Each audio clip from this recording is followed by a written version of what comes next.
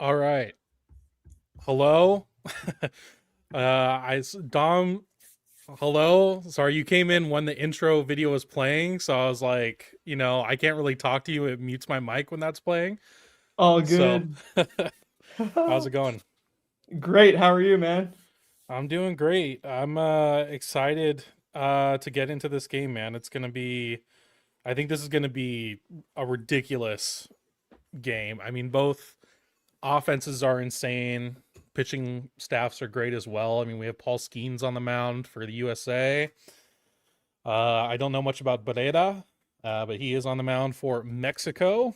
Yeah, I'm ready to get into it, man. I'm psyched up. WBC's been nice. I haven't been able to watch a whole lot recently, Same. but I'm ready to get back into it now. I'm kind of done with some of the travel I had to do, and now it is time to kind of immerse myself a little bit more, especially with the quarterfinals right around the corner.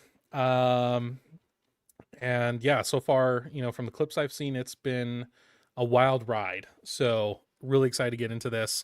Will y'all be streaming the game? Asks Steven. Unfortunately, I can't put the broadcast on the screen. So that's a copyright issue. I cannot do that. However, we do have the scoreboard. As you can see down below, I'll be controlling that to keep it as up to date with what I'm watching. Me and Dom might be a little bit different when it comes to the broadcast on each other's end. We'll kind of figure it out once that's actually live. The broadcast isn't even live yet, on who's in front of who and all that. But you can keep track on the scoreboard. I will be doing my best play-by-play that I can, which is not good. I'm not Aaron Goldsmith or anything, but still, it's just fun. This is kind of like my spring training a little bit, because this year I'm trying to do. I already have six, I believe, watch alongs scheduled for the Mariners season right now. One for every month. Starting with opening day, of course. And this stream is kind of a spring training for me, right? Like, I'm going to be able to get into it, kind of get my feet wet with getting back to live streaming the games. But yeah, it's going to be a fun time. Dom, how are you feeling today? Man, I'm feeling ready to run through a brick wall right now. This is definitely the biggest baseball game of 2026 that we have so far. For sure. Obviously, USA Mexico in soccer, right? That's the big rivalry. And now we're finally bringing that World Cup atmosphere to the game of baseball as well. America's pastime. This is where we dominate. It's funny how, there's been, I think, 6 WBCs and the US has only won one. You have teams like Japan that just relish that team atmosphere a little bit more. Maybe play without the expectations, and how do they keep getting away with it? Almost like the Yep. meme, right?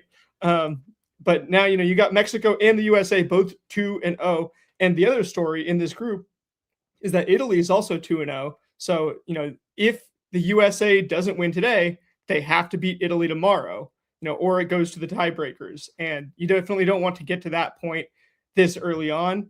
Hmm. I think the USA, the story that I've seen the first 2 games, like you said, I was traveling as well, and I haven't been able to watch a whole lot of these other full games. But from what I've seen with the USA, the key right now is ride the hot hands, because this is one of those tournaments where you're playing each team one time. I'd like to see guys like Ernie Clement come out and have a really good game. Obviously, Cal Raleigh, doesn't even he hasn't been the star for Team USA yet, but I mean, Hmm. Aaron Judge homering in his first at bat. I want to see, the kind of the hot hands do their thing. I was a little surprised seeing the lineup come out and see, Ernie Clement's not in there. Schwarber obviously already hot, but and Gunnar Henderson had 4 for 5 against Great Britain. He's not in there, so it's interesting how they're playing the matchups, also riding the hot hands. But I mean, the excitement is on level 10 right now. 11 out of 10, you could Yeah. say, and it's like so you staying 1-0 every pitch, is my favorite saying goes. It's kind of tough, especially when you've got the weight of the world on your shoulders. Yeah, I can expect that this is going to be a really intense game. This is pretty much the premier matchup of Pool B as well, right here. Mexico has been absolutely dominating thus far, and same with the US as well. So, two dominating teams, going against each other. Probably the two teams are going to advance from this pool right now. So this is kind of more of a bragging rights thing if we're being realistic. Now Italy obviously is in the running right now. And you know, things could happen where either Mexico or USA does get eliminated. Maybe Italy goes on. But I mean, if we're just looking at who is the stronger teams, I mean, I think it's pretty clear Mexico and USA are a bit above Italy in that sense. But yeah, it's the broadcast is going on right now. It's starting, which is awesome. I don't know if is your broadcast up as well? Yeah, I'm just seeing Okay. now Gunnar Henderson slide into second base, seeing this like little intro video that Fox got going on. Okay, I have not seen that yet. I don't think I just had Joe, whatever his name is, come on the screen. Joe Davis, John Smoltz are on my screen now. So to go over this a little bit, we got another guest in here, Jay. What's up, Jay? How's it going? How's it going, guys? How's everybody doing? Good. Yeah, we're Good. Jay, ready it's to good to watch. meet you. I've Good always to meet liked you your too, stuff. Dom. Appreciate Yeah, you, man. you know, Loved your interview with Jake, man. Great job. That was a great watch. And I got you subbed. I subbed to you. I appreciate that. Yeah, and, you know, I like I've kind of gotten into your content recently. I love your you know, you come in and then you talk about everything, and you get, you know, not just on the, you know, the grand level with, you know, oh, we're going to talk about the record of the season, but, you know, you talk about a player, you know, you have kind of holistic viewpoint. I can tell, like, okay, you know, this is what I saw the first time I saw this player, just straight up watching him. So I appreciate, you know, you have a little bit of everything, you know, the scout's point of view. I like your evaluations on players in particular. Appreciate that, man. Thank you so much. That means a lot. It really does. Yeah, it's just a lot of times turn on the camera and whatever comes to mind, we're going to talk about. So appreciate it, man. Thank you. Absolutely. It's that authenticity. That's what it's all about. For sure. Oh, yeah. Sure. All right. So getting into it here, I'm going to go through the lineups really quick for people who are listening and maybe haven't caught the lineup tweets. So Mexico is the away team today, so they will be batting first. It's going to be led off by Jaron Duran. Then Randy Arozarena is in the 2-hole. Jonathan Aranda in the 3. Alejandro Kirk. Then Rowdy Tellez. What's up, Rowdy? He's back. Let's go. Girthquake, baby. And then Alvarez Jr., Nick Gonzalez, Alec Thomas, and then Joey Ortiz to round out that lineup. And then on the mound, we have Bereda, who I don't think has pitched yet in this tournament. I couldn't think of the name. It's not season, the tournament. And then, you know, notably, Andres Muñoz should be available to pitch today, and that's what we're going to be hoping for as Mariner fans here. We're really going to be keeping track of our Mariners players. Obviously, Andres Muñoz and Randy Arozarena on the Mexico side. And then on the USA side, the lineup goes Bobby Witt Jr. leading off with Bryce Harper to follow, Aaron Judge in the 3, Kyle Schwarber in the 4, Alex Bregman and Cal Raleigh follow them up, and then Roman Anthony, Byron Buxton, and Bryce Terang with Paul Skeens on the mound. What a lineup and what a starting pitcher there. And then, you know, also to note, we do have Gabe Speier as well available to pitch. I don't know if he will pitch because I think he's pitched the first 2 games, so we'll see. But regardless, we have the opportunity to see 4 Mariners players in this WBC matchup, which is the exciting part. So hopefully we'll be able to see all 4 of them. Obviously, Arozarena and Cal Raleigh are in the starting lineup for their respective squads. So now, at this point, it is just a matter of hoping that we're synced up decently enough. We're not crazy ahead. And then whoever is the most ahead will have to try their best not to spoil anything necessarily, because the WBC is made up of huge moments, big reactions, as we all know. The viral clips just come out every single hour, it feels like, from this tournament. So yeah, we're going to try our best here. Obviously, I'm kind of like leading the way as this is my stream, so you're going to be hearing my play-by-play for what's live for me on my screen. The same thing with the scoreboard is going to be live to what I am watching. I am controlling it on a separate tab, which is my first time doing it, and I do like it. I wish I could do the paid option for keepthescore.com, where I could put logos and stuff, make it look a little bit cooler. But the paid option's like $30 a month, and I'm not doing that. So yeah, we're going to keep it to basic stuff, I guess, for now. All right. The tension between rooting for the USA and just hoping the Mariners on each team have a good game and stay healthy. That is absolutely true. We are ultimately, you know, at the core of it, we want our Mariners players to do well and we want them to stay healthy. That is the most important part. And then we're just kind of here to watch some really dope baseball hoops, pretty much is where we're at. So, yeah, that we're just waiting for the broadcast to start. Well, the broadcast has started. We're just waiting for first pitch at this point, which I'd imagine is in, you know, Is there a free place to watch it? Because I don't even have it. I mean, I've got it on my TV, but that's in the other room. Is there like a free app? If you want, I can get you some details to log into the Fox app if you want. If you want my login for that. Yeah, if you can message me that would be Okay. great. I mean, I can pull it up on Sling, but it's just a pain. It's okay. So Fox Sports app. And while they do that, why don't you guys give us in the chat one player to homer on USA, one player to homer on Mexico? I want to hear who you guys think is going to have a good game. I mean, you got so many stars, right? I can bet, you know, we're going to get some, you know, we got a Mariner on each team. You could pick them. You know, is it going to be Cal? Is it going to be Randy? Oh, and yeah, shout out Game Day Sports Clips 01. You saw me on the big screen at Mariners Fan Fest. Appreciate that. You know how to blast that Fan Fest. Just going after all the dugout dialogue, asking as many questions as possible. And you know, everybody I met at Fan Fest, appreciate y'all. Can't wait to see y'all at the park more this season. Well, Paul Skeens is warming up on the bump right now for Team USA. Is that what are you seeing right now? I guess I'll kind of call out what I see. So he's kind of kicking the dirt a little bit in front of him. He's getting ready to throw another pitch. Yeah, he's about to wind up for a warm-up pitch and throw. Are you ahead or behind? Oh, I guess I'm seeing that's not the dirt right specific. Now. 2025 ERA leaders just came up on my screen. So let me know when you see that. Okay, I'm probably like 5-10 seconds behind you. Okay. But yeah, I'll be. Yeah, I would stop it if I could, but unfortunately the Fox Sports website doesn't give me that option. So if I stop it, it goes right back to live once I unpause it. So. Oh, all good. Yeah, I will. I'll be good. And then Jay, whenever you have it up, let me know. Will do. Definitely excited to see Cal calling pitches for Skeens as well. That's going to be an interesting dynamic there. Yeah. You know, if I'm going to pick a person to homer, I think, you know, I'm going to go with Alejandro Kirk from Mexico. I don't know why. I'm feeling it. And with an honorable mention of Rowdy Tellez because I'm watching, so why not? Rowdy's my guy. And then on the USA side,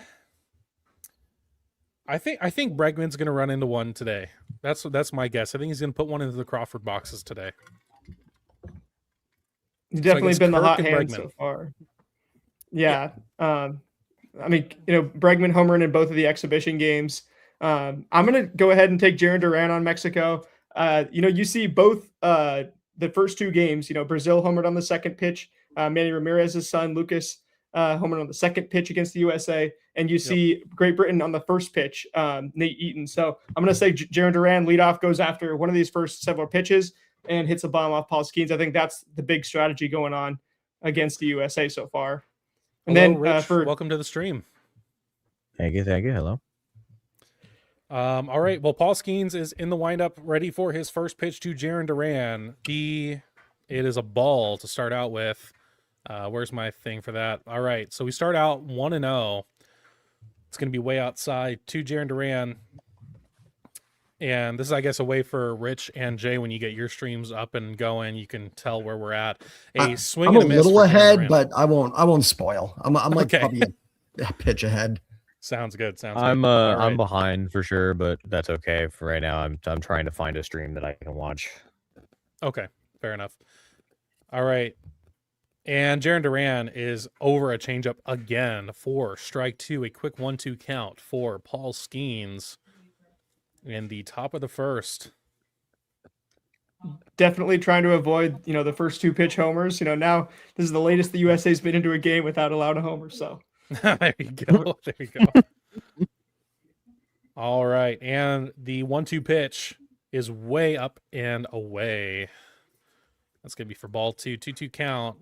Jarren Duran is 2 for 6 with the homer in this tournament thus far.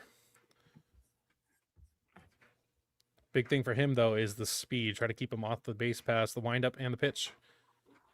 is going to be popped up and is out of play behind home plate.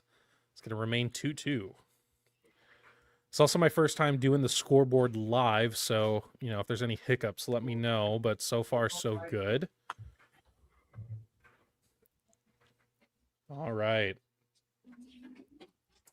Interesting. Paul Skeens, a 2-2. Jaron Duran Statcast. hits a foul ball, just barely 100 mile an hour. Fastball from Paul Skeens. He fights it off to stay alive. Yeah, Statcast is saying that the first 2 pitches were splitters. I thought one of them was a changeup and one of them was a slider. So Yeah, that second one said change up on the screen as well. Already seeing Statcast and Fox Sports, the different readers of these things. Pitches are like one another. Sometimes a changeup looks like a curveball, stuff like that. Yeah.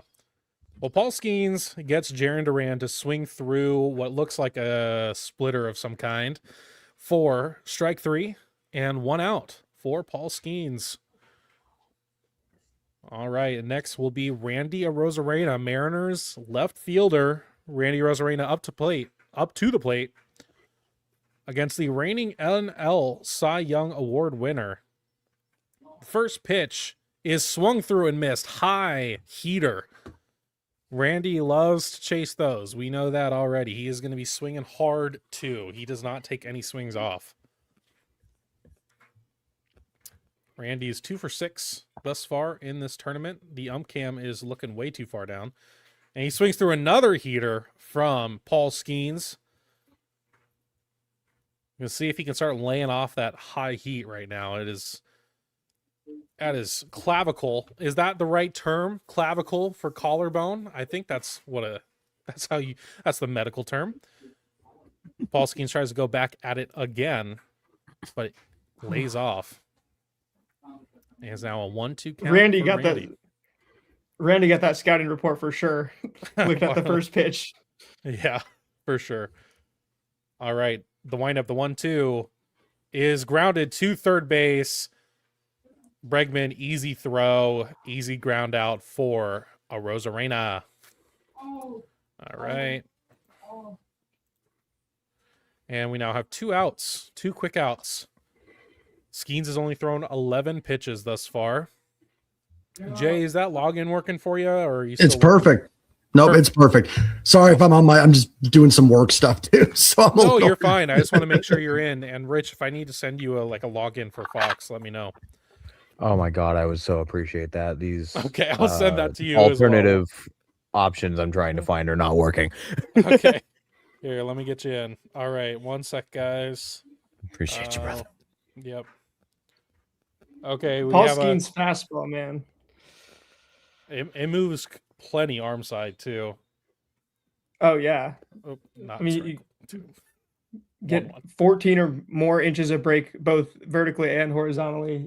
Randy clearly hasn't seen it that much in the majors, and it looks like maybe some of the guys has anybody on this team Mexico played against Skeens more. Because if they have, maybe they'll have a little better idea of how to see that fastball.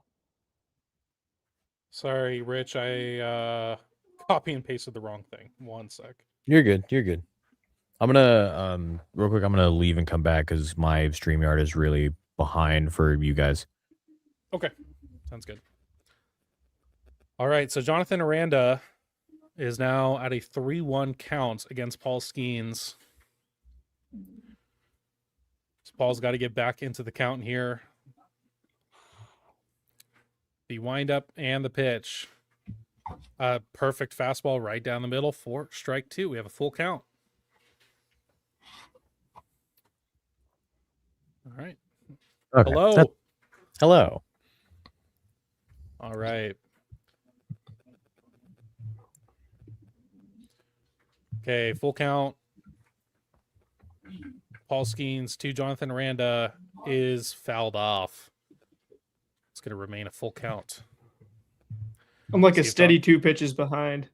Oh, really? Okay. It's all good. Yeah, it's unfortunate that that's the one thing. I was trying to set it up the stream a different way where I could have I could screen share my screen. Everyone could be pretty on time, but then that kind of fell through because it wasn't working very well. Jonathan Randa pops one out to foul territory, and it is going to be caught from Roman Anthony for the third out of the inning. We're going to the bottom of the first. No score for Team Mexico. And it's going to be Bobby Witt Jr., Bryce Harper, and Aaron Judge coming up to the plate in the bottom of the first. All right. Well, Paul Skeens gets through his first. I think he was only at like, gosh, what? How many pitches? Let's see. 18. Yep, he's at 18 pitches. So he's probably got a good, 3 or 4 innings left. Any takes, guys, about the Tarek Skubal thing, about him having to leave or deciding to leave instead? Anyone have any comments about that? Anyone could go first. I always forget there's more people here. Yeah, we'll get more chemistry as we go along. But I mean, we got to get a spring training too, like you said. Yeah, for sure, for sure. But with Skubal, right?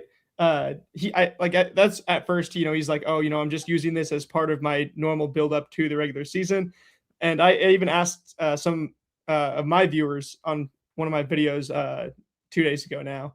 I was like, do you guys think that Skubal comes back after allowing that first pitch homer, being down in the game? It didn't have the feeling of like, oh, this dominant start from Skubal. Maybe, the feeling that he was thinking of, coming into the WBC. And I'm like, do you think he'll come back? I know that there was the news that he's considering it coming out. Like, oh, now I'm considering, coming back. Cause he's like, yeah, having that USA on my chest was, kind of felt different. And, like that kind of made him reconsider. But then today it was announced that he's going back. I think it really comes down to there's 400 million reasons why, and all 400 million reasons that are coming up this next offseason for him. But and really that's the big thing, the WBC, the insurance. Like Puerto Rico decimated by the insurance issues. Certain players, Venezuela, Altuve, and I think I might even be missing another guy like. So I kind of see it as, business as usual. I would have been surprised and I would have been kind of excited if Skubal was able to stay, but it is what it is. Yep. Fair enough. I think it just feels a little weird to just be on the team if you're only going to make one start and only throw like 50 pitches, but to each your own, I guess. Yeah, it makes it almost feel like not quite this way, but it almost feels like a waste of time almost. It's like why even bother, Yeah, for sure. All right, so Barrera is up on the mound, and Bobby Witt is going to ground to third base. A high throw, but it is good enough for the first baseman to take it in for a quick out number 1. Which is going to bring up Bryce Harper to the plate, who is ready for the Olympics already. We've heard about that. So, I think people took his quote a little bit out of context, probably. But regardless, I don't think I think the WBC is baseball wise a bit cooler than the Olympics, personally. It gives baseball like its own opportunity to shine versus, for sure, sharing the spotlight with other sports. Yeah. Absolutely. So first pitch strike, and the second pitch to Harper is just a little bit outside for ball 1. Have a 1-1 count. A whole lot of tinkering going on right here from Barrera. I mean, he's a 3-pitch pitcher, hasn't pitched in the majors since 2021. And barely did even at that. Team Mexico, I was like, what do they see, in this guy to make him a starter against Team USA? But clearly he's just hitting the edges of the zone. He's kind of painting right now. Yep. Just got to keep locating, and you could still be efficient and good even if you're not necessarily up to the normal part of pitchers. Bryce Harper fights one off. It's going to continue to be a 1-2 count for Barrera. I can't roll my R's, so sorry if anyone's like weird about that, but I'm trying my I can't best. either. I don't know how. Barrera. There you go. I'm just going Barrera. Barrera. So I'm doing like kind of the L thing. Barrera. I do like a D instead, like Barrera. Yeah. All right, the 1-2 pitch to Bryce Harper is hit down the first base line, but is gobbled up by Aranda for out number 2. That's a quick 2 outs in only 7 pitches. He's been more efficient than Paul Skeens at this point. But we do have Aaron Judge, the reigning AL MVP, whether we like it or not, is up to the plate now. Question for y'all in the chat is, how many pitches, how many innings do you think that Barrera goes? Because he, clearly is tinkering, batted ball luck, could get to him at some point. Is this guy really going to go 5-6 innings for Team Mexico? Ooh, okay. Well, he gets Aaron Judge to swing over a slider for strike number 1, properly placed at the bottom of the zone. And his 0-1 pitch is hit hard past the shortstop. Aaron Judge is going to get a single out of that. He is going to be the first runner of this contest to reach base. A just absolute scolding hit past a diving, I don't know, Joey Ortiz. Yep, I'm. See, once again, I am not Aaron Goldsmith. This is not going to be a normal broadcast by any means. Gosh, he hit that hard. Yep, no chance. That's going to bring up Kyle Schwarber. Go ahead, Jay. The winner here is in, right? I mean, because that would be 3-0, and you'd have the tiebreaker over the other team. So the winner here is into the quarterfinals, right? Okay, I believe so. I'm pretty positive. Yes, Yeah. and I think the other one has to beat Italy to advance, or it'd be down to them versus Italy. right. Because Italy still plays both these teams.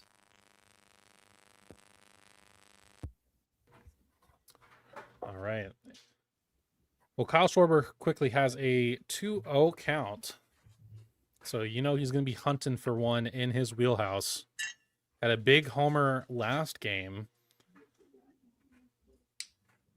See if he can do it again. The 2-0 is way down for 3-0. I don't think they're going to give him anything to hit. I certainly wouldn't right now. But also Bregman's not to push over either.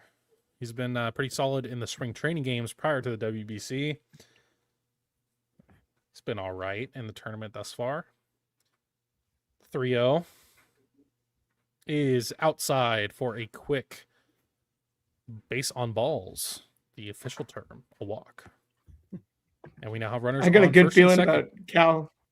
I got a good feeling about Cal coming up here. I mean, Cal Just need obviously Bregman hasn't not to get homered yet. out. Yeah. Bregman's got that nice level swing. This is that ballpark that he knows, like you said, Can we get a walk of Alex Bregman to load the bases, and can we get a Cal Raleigh grand slam in the first inning? Let's see.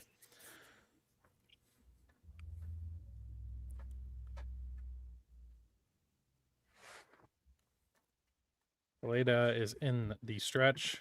First pitch to Bregman is way outside for ball 1. He's starting to lose his location in command right now. It's pretty solid, the first 2 hitters. He was getting that slider down really well the first couple hitters, and now he's his fastball is just not locating at all. Oh yeah, you got the 2 guys in 7 pitches, and then Pandora's box opens once the batted ball luck stops going your way. Absolutely. Well, then you see Aaron Judge come up to the plate, you're like, oh, here we go. Got a little bit of a semi-mound visit before pitch number 2 to Alex Bregman. And 1-0 on the way. Going to be also outside for ball 2. All right. That walk is looking pretty possible. Yep. Not looking good. This USA team, this USA lineup is ready to strike. They know how big this game is. 2-0 count to Bregman is swung on and missed for strike 1. Ooh. Good gracious, what a bodacious foursome. Let's go, Mariner Mojo. Woo! Yes. Thanks for stopping by. Colton and hey, Joe. How's the heat down there? Yeah, how's Arizona going? Sounds like the Mariners will not win a game for you. So I think you guys need to go home a little early. I need you not to go to T-Mobile Park this year, please. Well, 3-1 count for Alex Bregman. Cal Raleigh is on deck. Big dumper.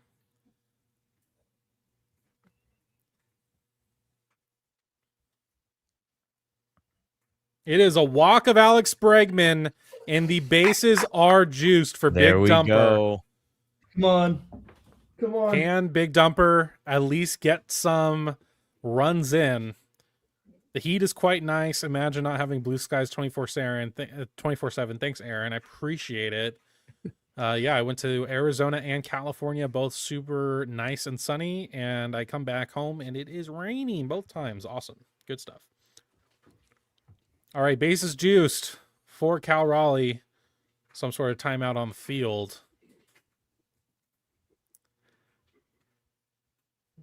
Seattle mentioned. Cal Raleigh has let's not go. garnered a hit yet in this tournament. However, he has walked a couple times. A big swing and hack is a foul ball for strike one. Cal Raleigh is ready to swing, that's for sure.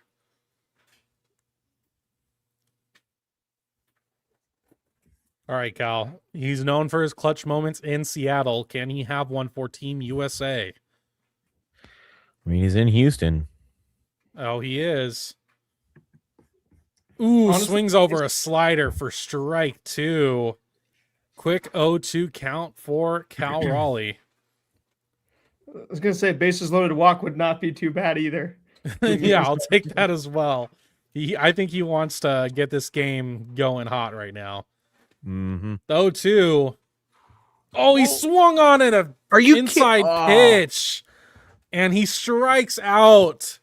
Wow. But it strands the bases juice. Cal Raleigh does not come through in a big moment. And it's still 0-0 going into the top of the second.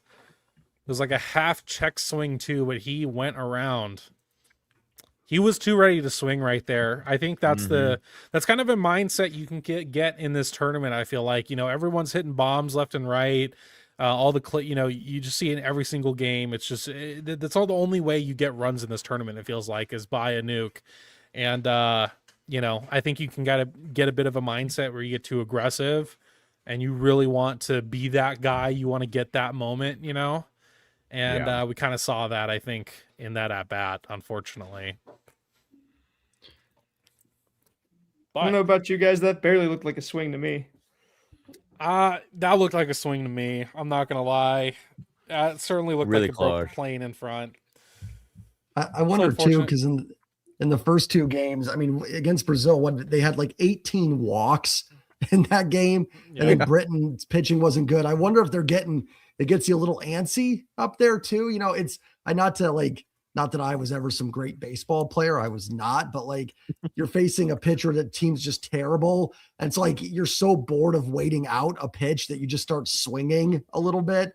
I wonder if they're in a little bit of that mindset too. Where it's just that they want to hit so bad, but they're, for sure, kind of Well, they want to be the guy, right? And you have, in a normal lineup, in a normal regular season game, I mean, you don't have 9 guys who are just trying to be the guy or even could be the guy realistically.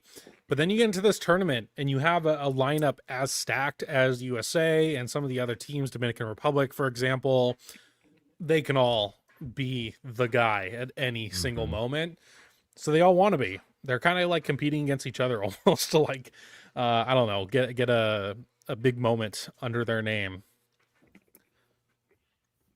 exactly. I will say a shout out to some Mariners who have already advanced to the quarterfinal round. Julio Rodriguez with Dominican Republic, Jonathan Diaz and Edward Bazardo for Venezuela, I believe. No, yeah, it is Venezuela. Yeah, I don't know why, because I thought I saw them playing just a minute ago, and I was like, what? No, Venezuela, and then Dane Dunning with Korea. So those are the Mariners who are on to the quarterfinals already. But we have Alejandro Kirk up to bat. Paul Skeens, the first pitch is a sinker right down the middle for strike one. So I was watching Italy and Brazil yesterday. I kind of like the Italy team. I mean, they're not bad. They're sneaky. I mean, again, they're not a major league team, but in this tournament, I don't think they're better than the USA or Mexico, but they're sneaky good. They've got some players. They've got Pasquantino, Dom. The bullpen has Matt Festa and Marinaccio, who was pretty good in the past. Exactly. Yep. I mean, it's not a bad little team there in Italy. If the USA, I've got some Italian blood, so if the USA doesn't advance, that's definitely the team I would. Same. I have some pulling Italian blood for. as well. We're good there. Yeah, for sure. For sure. I mean, especially when you consider, like, you know, you were naming all those guys, like Dom, he's looked really, really, really good. Yeah. Yeah, Just get absolutely. Tank off a lefty. Yeah. Yep. The 1-2 pitch, Alejandro Kirk, is checked properly for ball number 2. I do like Take notes, Italy's Cal. celebration of the homers where they take an espresso shot, and I respect it because a straight up espresso shot is kind of psycho and doesn't taste good. So I respect it if they actually keep it down. It just feels like a very baseball thing to do. Yeah, makes sense. Yeah, I mean, baseball players in the thick of tournament battle, I mean, espresso shots, the least of their worries. They can get that thing down. I mean, I love straight espresso. I don't know, I am Italian okay. as well. Got a quarter Yeah. in me. Fair enough. I saw someone said, okay, if Italy is gonna have I'm sorry, but strikeout. Paul Skeens just got Alejandro Kirk to whiff on a fastball above his head, basically. That was pretty funny. Oh my gosh. Wow. But yeah, I saw someone saying, if Italy is going to have espresso shots, does that mean Team Mexico is going to have tequila in the dugout? There you go. They could, for sure. For sure. They would have made it today because they beat Brazil like 18-0 yesterday. Oh my God. Honestly, I wonder if that would make you play a little bit better. You'd be so loose and stuff. You'd be all loosey goosey after. Would it slow the game down a little bit? Right? Maybe, yeah. I think Who if knows? you got to have that limit though. You start getting to like maybe 2 or 3 shots, but you get to like 5, 6, you're gonna start. All right. Well, quick 1-1 count. Rowdy Tellez is up to bat. I miss you, goat. We miss you up in Seattle. That is for sure. We will forever remember that Toronto series last year. If this was Mariners Pirates, there's no way Rowdy Tellez would do anything against Paul Skeens. I would have no way. No. But in this like setting, I could absolutely see him hitting a tank. All right. Well, 1-2 count to Rowdy Tellez. Swung on and missed. A high heater is doing a lot of the dirty work for Paul Skeens early on. And we now have 3 2 outs in the strikeouts. top of the second. He's already got, 3 Ks in 1.2 innings. And up comes, what's his first name? Alvarez Jr. Is it? I don't know. Nacho? Nacho. Is it Nacho. okay? I was gonna say that, but I'm like, if this is not correct, this is gonna sound really bad. All right, sinker right down the middle for strike number 1.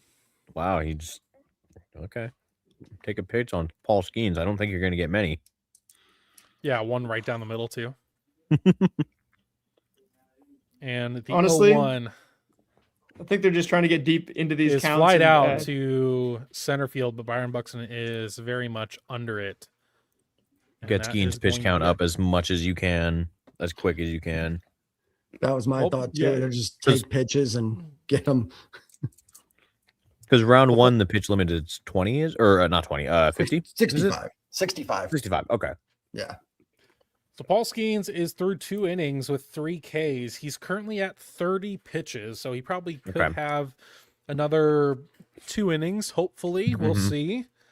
And then they can turn it over to this USA bullpen that is widely been pitching pretty well for the most part. So, yeah. And it's 65 to start a batter. So if you're in the middle of an at bat, you can finish it over 65. Yeah, that makes sense. Yeah. Frankly, Well, I'm there's just also here for. Go ahead. I was gonna say I'm just here to see Andres Muñoz versus Cal Raleigh.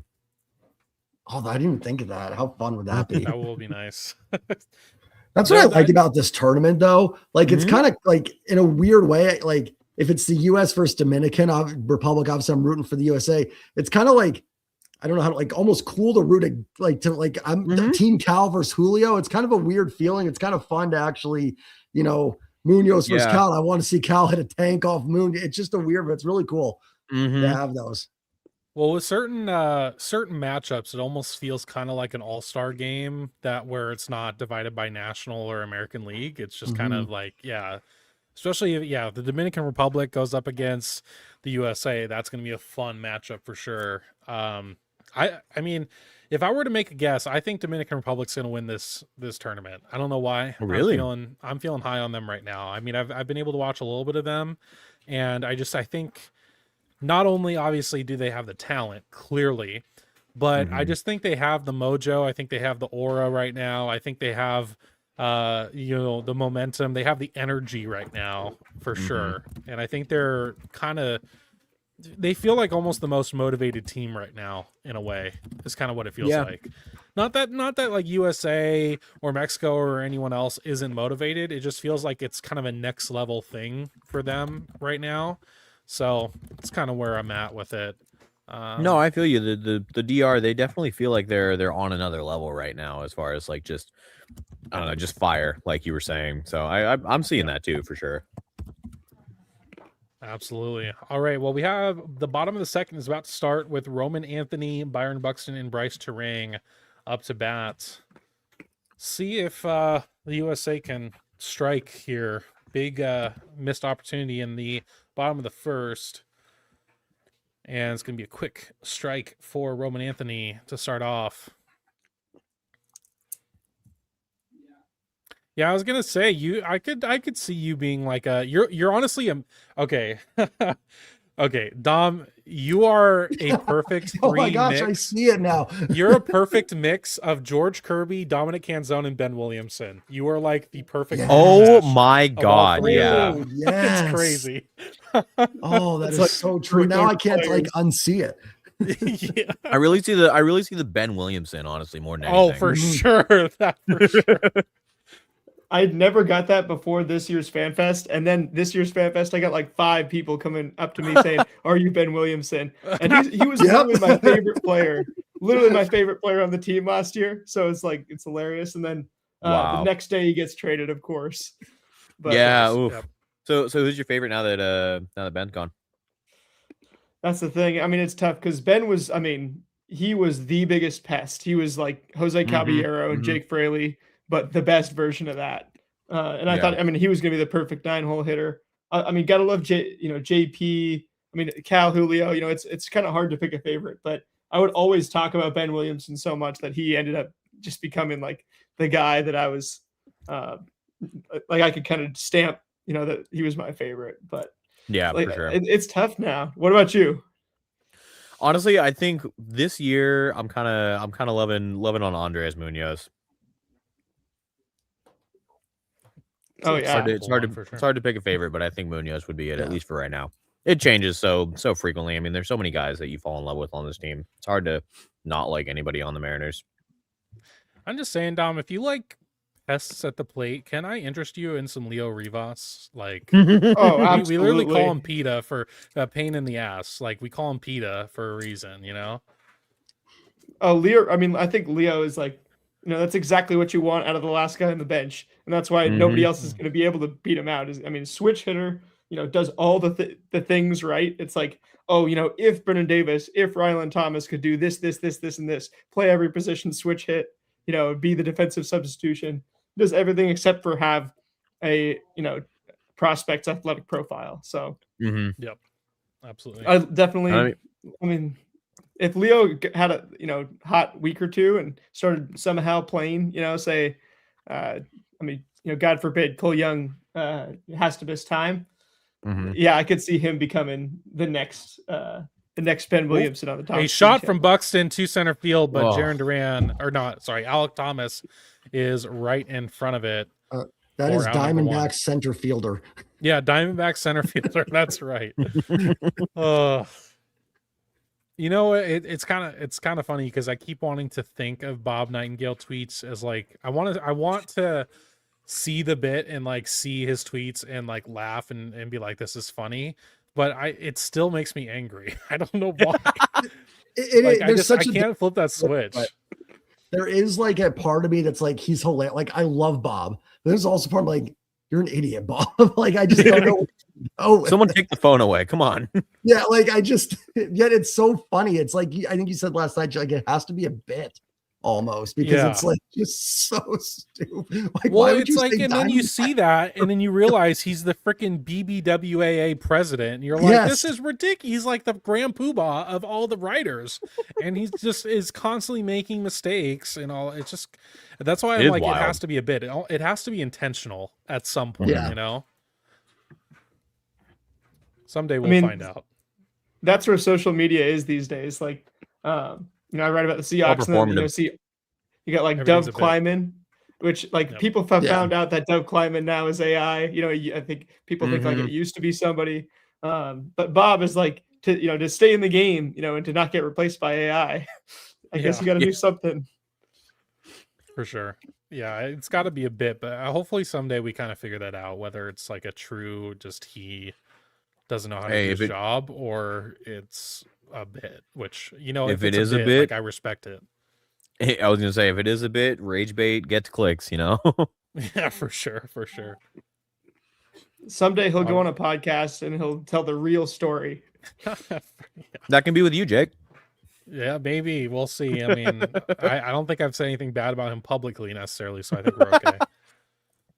Turns out he's in the stream right now, putting you on his do not interact list. Hello. Well, it is now a 2-2 count for Bryce Terang. We have Robin Anthony on first base, who walked in his at bat, and then Byron Buxton flew out to center field to the Diamondback center fielder. And Terang fights one off for it's still strike two, so 2-2 count still. My God, that graphic was insane. The players like 3 out of 4 of the like most home runs last year are all on Team USA. That's insane. Yep. Was that all 3 over 50? All 3 guys over 50? Yeah. Yeah, and then it's just Otani, and that's it. Yeah. Oh. Sorry. 3-2. My bad. Otani. Yeah. 1 out. My TV's a little behind. Yeah, it's 1 out. Oh, God darn. Yeah, runner on first. 1 out. 3-2 count. There we go. I think that's right. 3-2 count. Bryce Terang fouls off. Okay, now I can. Yep, 1 out. Runner on first. 3-2 count. Okay, we're good.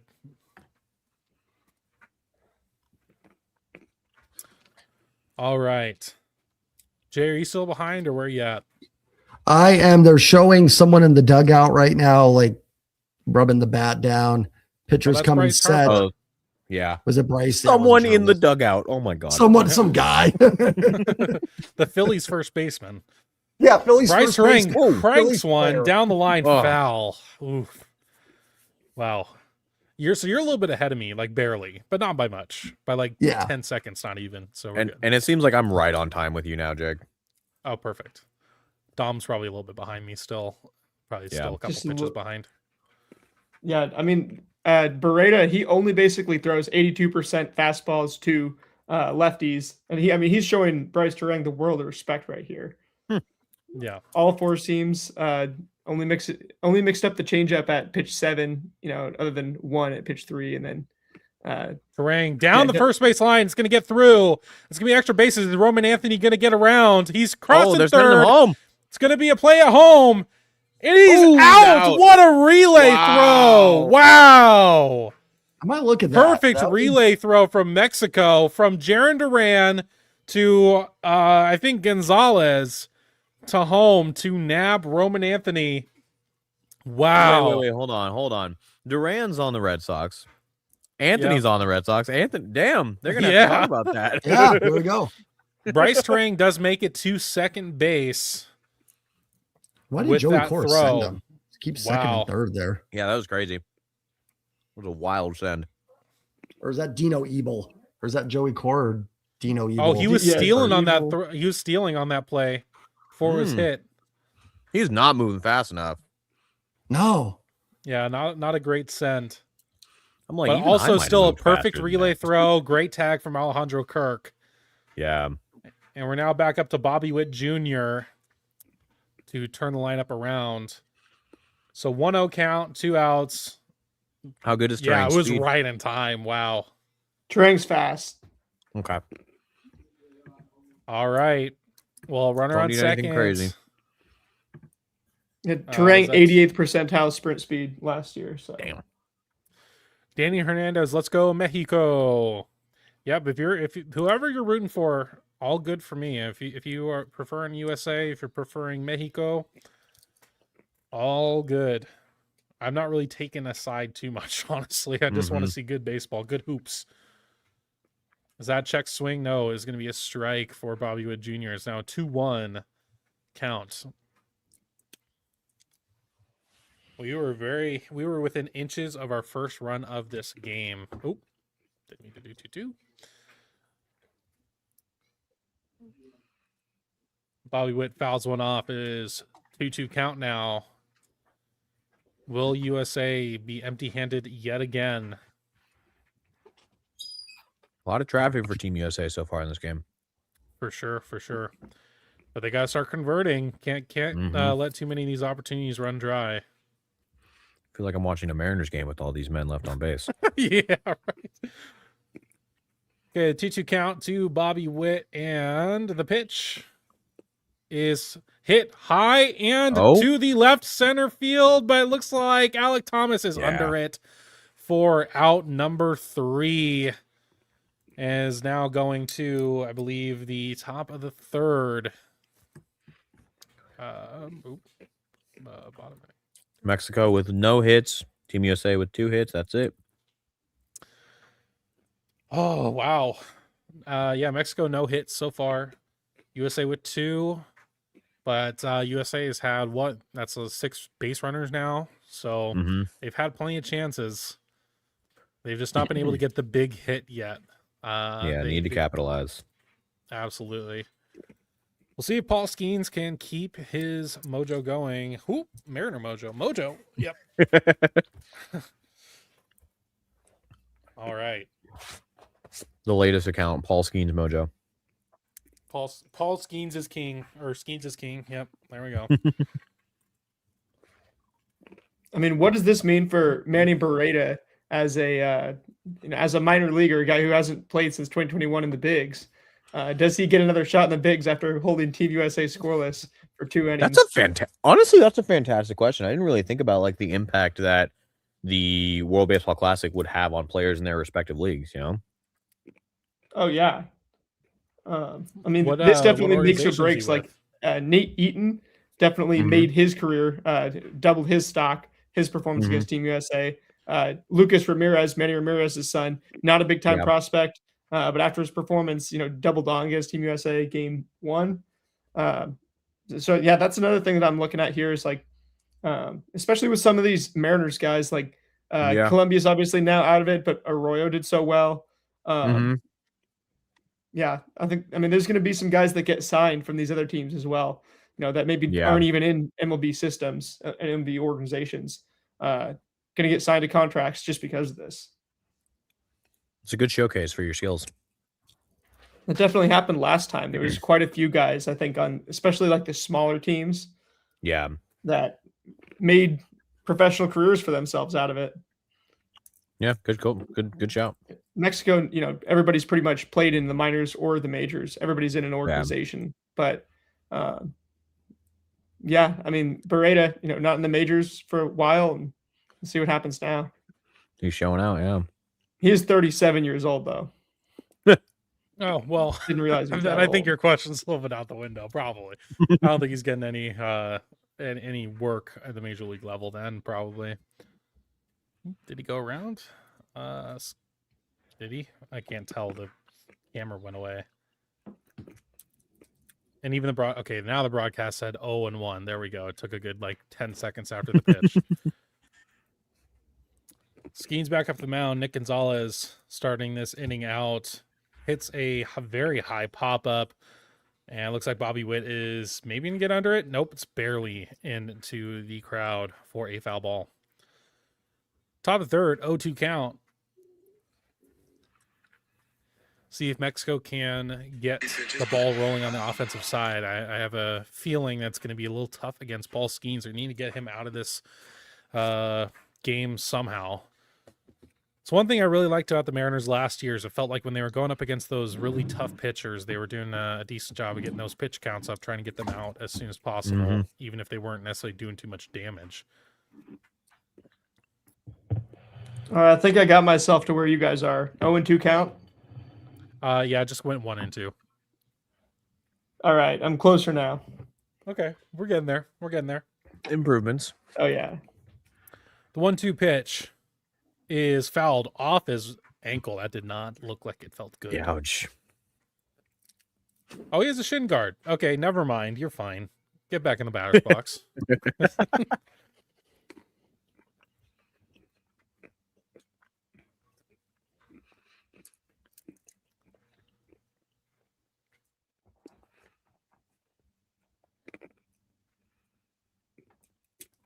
Pirates on Pirates right here. It is. It is. Nick Gonzalez, I believe, grounded out the last time. And the pitch is a foul ball. Still 1-2.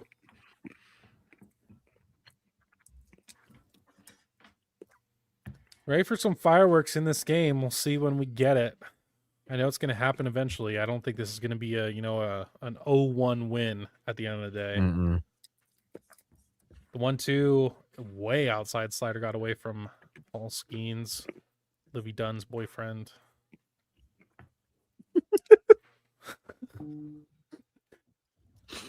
I don't know why they got my me so long, bad. my long lost cousin as well. I like to say. Yeah, right. All right, let's go. 2-2 count now to Nick Gonzalez. Way outside that slider is not working for Paul just yet. Damn, that's crazy. I didn't realize that USA, Mexico, and Italy were all 2-0. That's wild. Yep. Been beaten up on Great Britain and Brazil. Yeah, I was going to say Brazil didn't even show up. Ooh, strikes him out on a nasty sinker. Down and in for out number 1. Paul Skeens now has 4 Ks on the day. 7 pitch at bat, though, so raising the pitch count a little bit. Yep. They're working at it. He is currently at 39.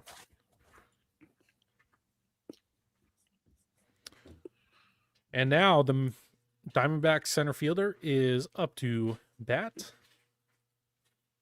against the Pirates pitcher. And a swing and a miss on a big splitter down and away. So far, Skeens got 12 swinging strikes on the 39 pitches. And you're right, Jake. 0 swinging strikes on the slider. He's only thrown 1 slider, 3 sweepers. But he's been going after him with the fastball, 42%, sinker, 26%. So just to throw the kitchen sink of fastballs at him. Yep. Yeah, here's my thing, and this is my baseball hot take. Sweepers and sliders are the same thing. Okay, to me they're the same thing. I know they're different, but whatever. It's just a classification, where they, and the sweeper, quote unquote, got this, big rise in popularity. People thought, but it finally kind of evened out. It actually went down a little bit last year because it was just like the organizations hadn't figured out how to hit it yet, and then they kind of did. Beginning last year or beginning like the year before even. So I think sweepers it's an overrated development at this point because it's not quite as new and fresh and exciting. Well, Paul Skeens gets the Diamondback center fielder to strike out on 2 straight changeups down and away that were beautifully located. And now a quick 2 outs for Mexico. Joey Ortiz up to bat. The pitch is grounded past Paul Skeens right to bad throw. It gets past Bryce Harper, but not quite to the dugout. Cal Raleigh is behind it. So Mexico does have their first base runner of the day. It's going to be listed in error, so they are still technically hitless. But that is Joey Ortiz on base, who I'm assuming is a decent base runner. So USA is going to have to tighten it up a little bit here defensively. Nice try by Cal to get the tag. Yeah, absolutely.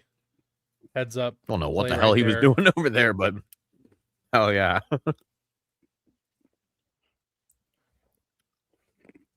And Jared Oof. Duran is up to bat.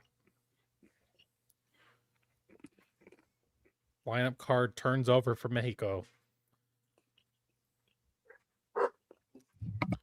First pitch is a down splitter for ball one. This is where I can imagine if Paul Skeen's going to get into any trouble, it is right here.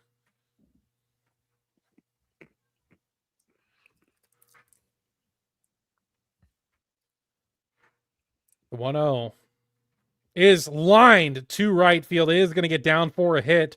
Joey Ortiz is going to third. Aaron Judge the throw, and he is out! What a cannon from Aaron Judge Wow. for the third out of the inning. Wow! Captain launches the cannon. Holy hell. That's my right fielder. That's why he's the MVP right there. Let's go. Aaron Judge unleashes it. And a great little deke from Bregman. Didn't look like the throw was getting to him, and he just gets the tag down just in time to nab Joey Ortiz. So Mexico had a big shot there, and the USA does tighten up the defense, and there you go. The inning is now over. We're going into the bottom of the third. It is going to be Bryce Harper leading off with Aaron Judge and Kyle Schwarber behind him. Don't you love how you say you want them fireworks, and then the two biggest plays of the game through a third of Our it defensive. is two throws from the Yep. outfield. You know, I can respect some good defense, you know? I love It it. doesn't yeah. always have to be dingers, but at the same time, I would like some dingers soon. And practice my homer call for opening day. Hopefully. Yeah, honestly, it's more exciting to see something that you see less of, and I mean, even throws like that these days, you probably see less of those than homers. Yeah, absolutely. No, that was a laser too. Which I know Aaron Judge was having some problems with throwing last year. He had to move pretty much to permanent DH for a good portion because his throwing arm was not doing too hot. So clearly it's doing fine. I was is gonna what say, we it sure yeah. looks learned. good now. I see the New York Obedient guys. Panda, good baseball is good baseball, right? Absolutely. That's ultimately what we're here for. Not only is this spring training for me to get my watch-alongs going for the Mariners season, but also just good baseball. Team Mexico, Team USA have been little juggernauts of Pool B. Italy as well. So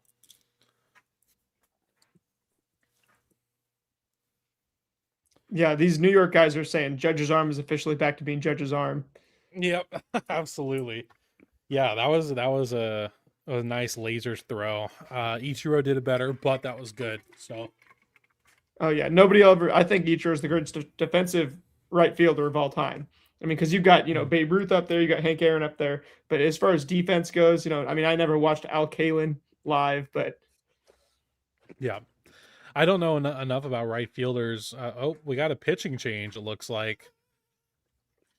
They're trying to do an interview, but it's not working. So right now we have Jesus Cruz in for Mexico, a righty with his jersey undone about halfway down. He is bearing his Noticed chest that. right now. I respect it. Why not? We're in the WBC. Be you, Have a little fun, yeah. he looks like he's hanging out at a resort in Cancun or something. It's having a good time. So yeah, I guess we have Jesus Cruz is going to be taking this. So we have the first pitch to Bryce Harper is swung on and fouled off for strike number 1.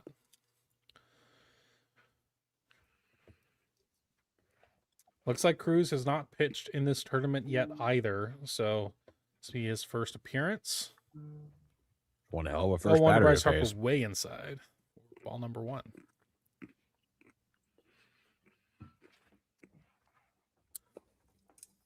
There's ever a time for Bryce Harper to finally kind of bring some life into his bat in this tournament, it is now. Quick 2-1 count. Hello. Hey.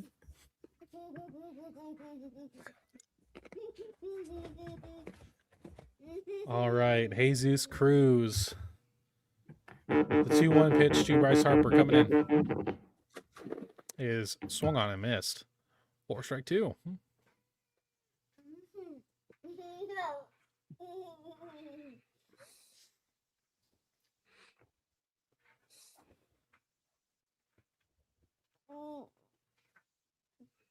Oh, Bryce Harper lines it off of Jesus Cruz to reach base. That's gonna sting. Wow. Jesus. Jesus Cruz is in pain right now. Looks like it hit him in his rib area. Not sure yet. We haven't gotten the replay. But that was absolutely smoked. Ooh. Let's see. 95 off the bat. Oh, Ooh, right in the God. center. Oh, in his front side too. Yikes. Oh, it was off his ankle. Okay. Oh I thought that hit God. upper body. Right on Thank his you, ankle Umpcam. as wow. Yeah, that's gonna take a second to walk off. Jesus. Well, Early base runner, I guess, for Team USA. Bryce Harper reaches in front of Aaron Judge. Ooh, got him like right on You the. hate You to can tell he like on the ball of the ankle. Ugh. ugh. That- I mean, you want to beat up on the Mexico pitching, but you hate to see it this way. yeah, absolutely. yeah. absolutely. Yeah. Okay. You're good. All right, gents. I am gonna be back here in a few minutes. I gotta go feed the cats and stuff. So Okay. give me about like 20 minutes. I'll be back. Yeah, whenever you want. All right. All right. See y'all in a sec. See you, Rich. Well, my daughter was not laughing at what happened on the screen with the Mexican pitcher getting hit, so I promise. Yeah. And now Jesus Cruz is going to do some warm-up pitches to make sure his ankle's still attached to his body before he faces Aaron Judge, of all people.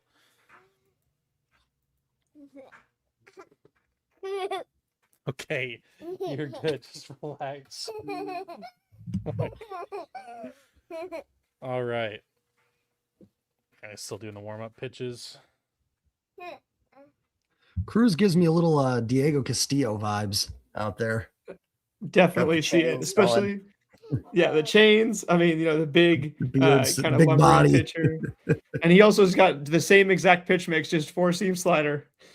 And he's got even like the deliveries kind of, the follow through is different, but like the start is a little similar. Yeah, you get a big leg kick going. Yeah. All right, well, Aaron Judge is up to bat. See how Where's- Jesus Cruz does now. Where is Diego Castillo these days? Oh, gosh, I don't know. Is he I feel like in? I haven't heard about him in a year. He went around to a bunch of different places in the minors. I don't know where he ended up. Might have ended up back in Tampa at one point in their system. I don't know if he's still like in the big leagues. I mean, or in even like in the minors in the big league. I don't even know if Yeah. he's.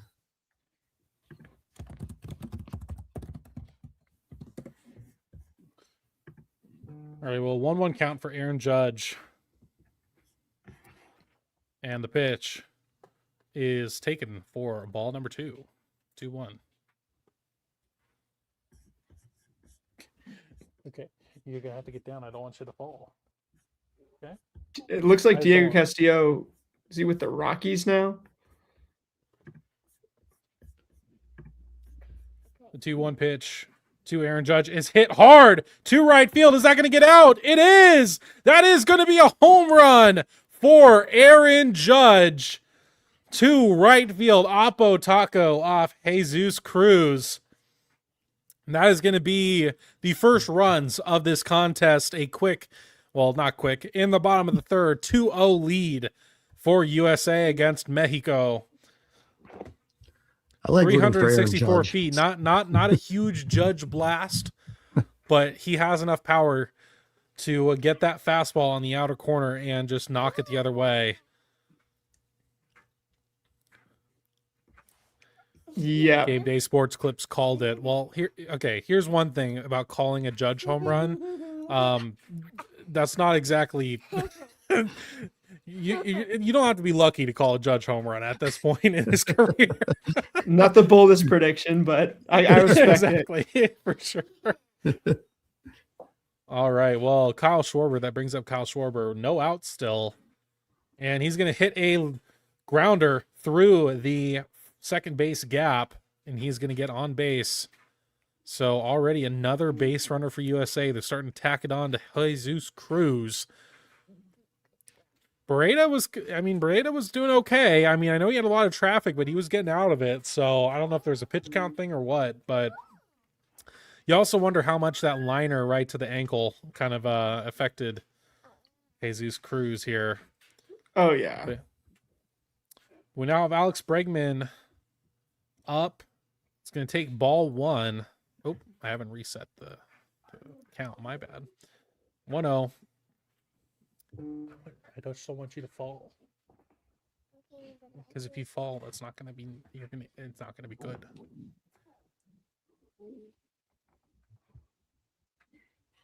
He threw 4 straight pitches to Judge, like down and away. Yep, that's can't do that against that type of hitter.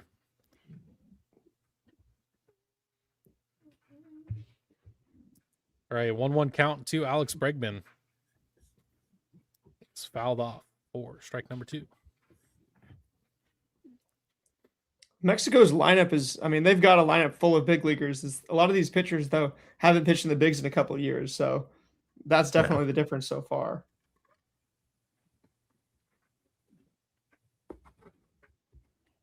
Right, the 1-2 is hung on. Alex Bregman fouls it off. I'm sorry, but I thought my Crawford Box's prediction was about to be correct for a second. I did too. And then the broadcast just did not pan over. I was waiting for it. Yeah. Yeah. Sorry, Rich. Left right before the Judge homer. We got some action, though. Hey, if this is the big inning, we can get our boy Cal up next. I know. Knock on wood, though. We will for sure be seeing a Cal Raleigh at bat.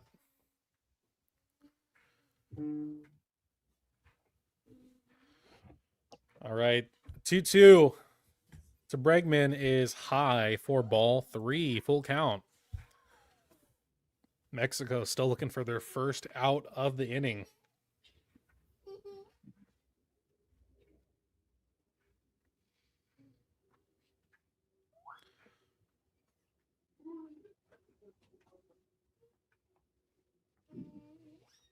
Three-two. Bregman swings through a nice slider for out number 1. Cal Raleigh, time to avenge himself here, I think. Ends up striking out in a big situation in inning number 1 with the bases juiced to end the inning. Can he redeem himself in the bottom of the 3rd?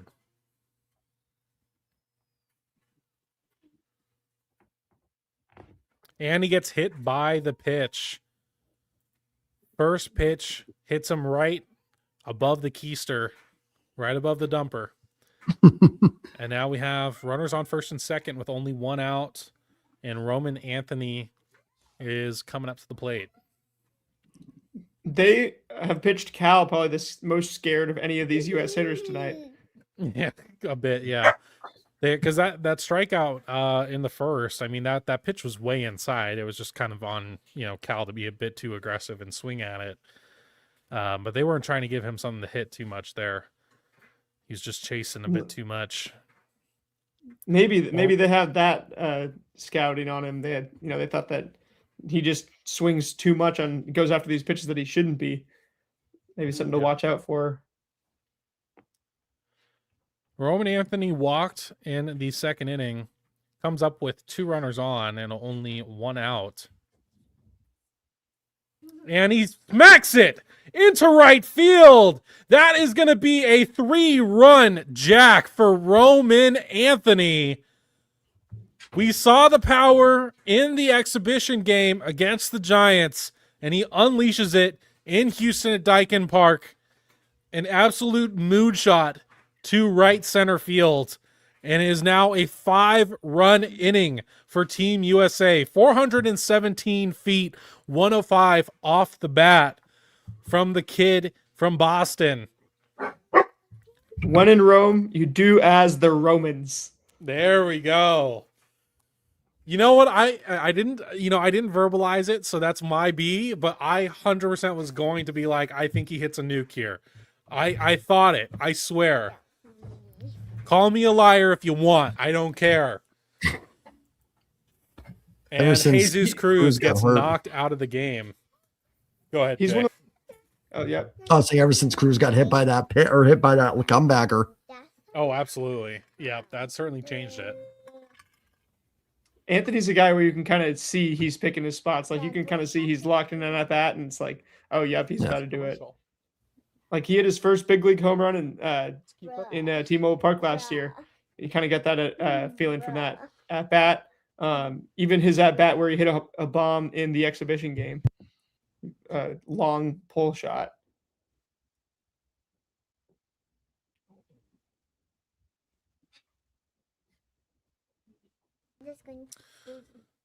All right, well, pitching change for Mexico. Only 1 out in the bottom of the third, and it's already a 5-0 lead for Team USA.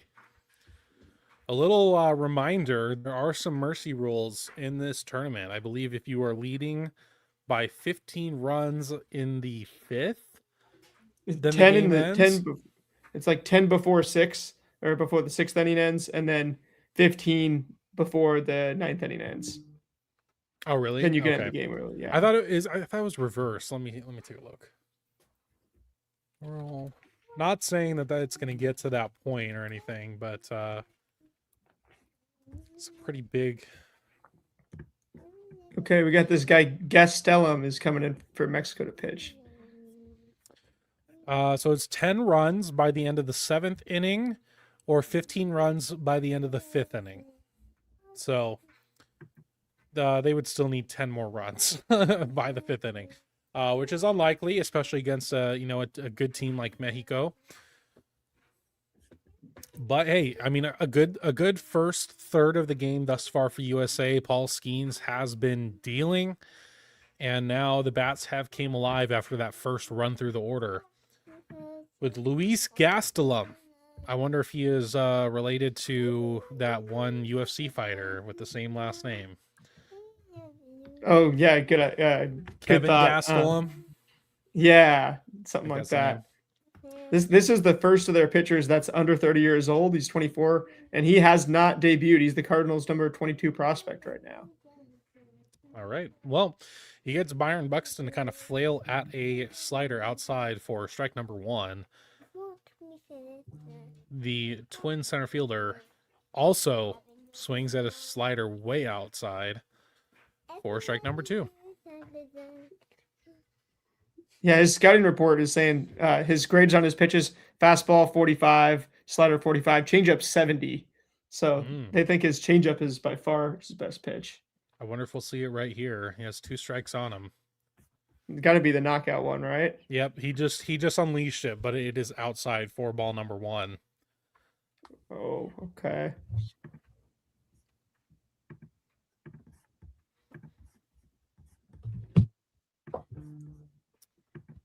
One, 2 to Buxton, another changeup. It is still low for ball number 2. I think they had a good scouting report there that he has a solid changeup, and Buxton's let 2 of them pass, trying to get him to chase down. The 2-2. They get a walk right here. Oof, is a 3-2 count. Buxton almost bit on a high heater. Yeah, if they get a walk right here, they can thank the film room. Yeah, for sure. The 3-2 to Buxton is fouled off a high heater. Wow, I don't know how he got any wood on that one, but he did. He stays alive.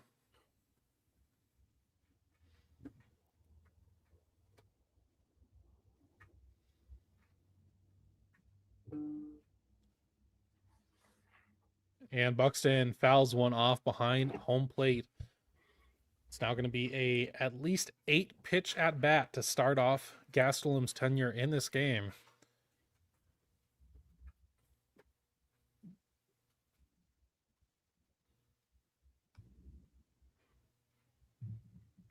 Man, that middle slider. He strikes out Byron Buxton with a slider down and away.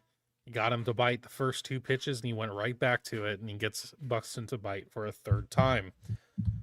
Good pitch. Bryce Terang is up. 2 outs, no one on for USA. Bryce Terang, the 9 hitter from Milwaukee. What a fun word, fun name, Milwaukee. Oh yeah. Milwaukee. It's one of my favorite, definitely one of the most fun ballparks in the MLB. I've been to, I've been to 14 now. So yeah, I mean, that was definitely one of the most fun ones.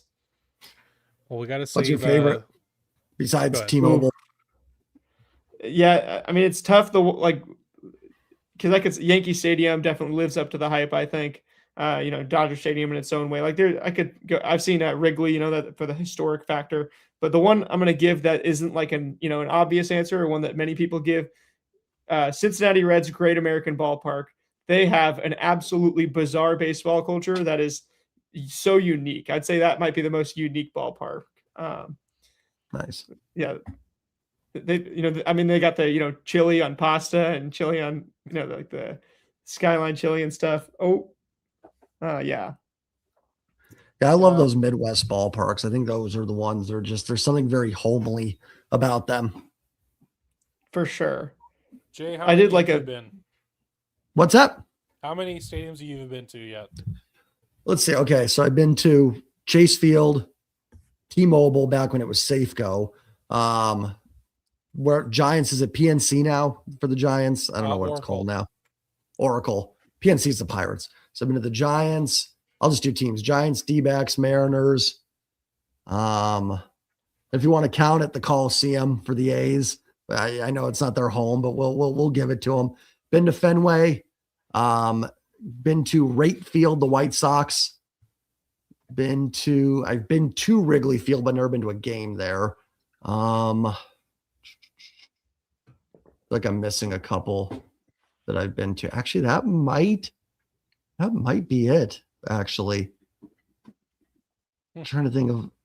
Yeah, I don't know where else I would have gone to a game. I think it's just those 6 or 5 or whatever it was. Well, Dodger Stadium. I've been to Dodger Stadium. Okay. Well, you guys are a lot more travel than I am. I've been to 2. I've been to T-Mobile Park and I've been to Oracle. So that's it. But 2 great ones. Oracle is fantastic. Obviously, it's, in my opinion, the best ballpark in baseball, personally.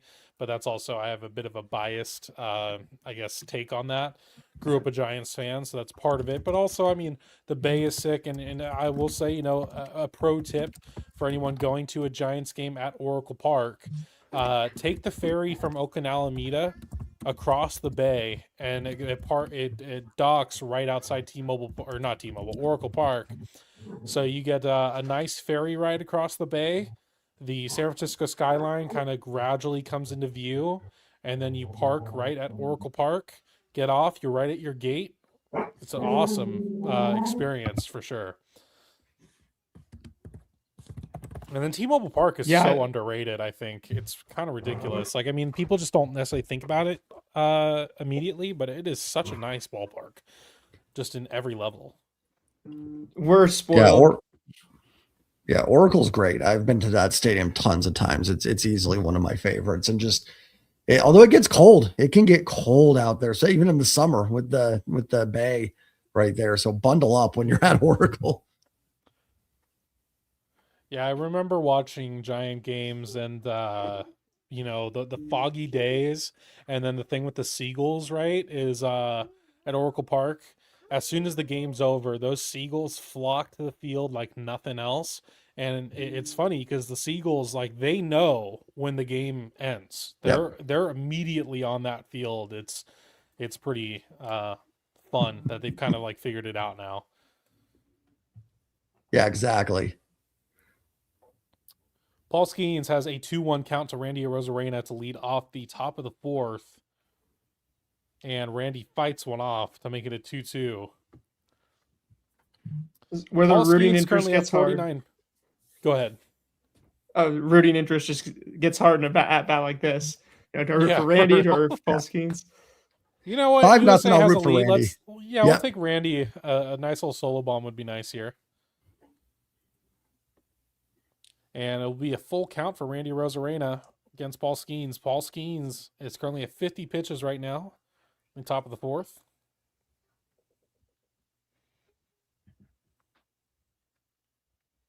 And strike three, a very generous call for Paul Skeens, but it will be a looking strikeout for Randy Arozarena for the first out of the top of the fourth.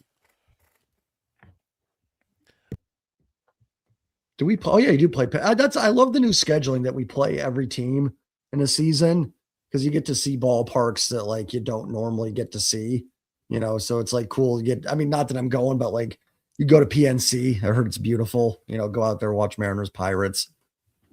Absolutely.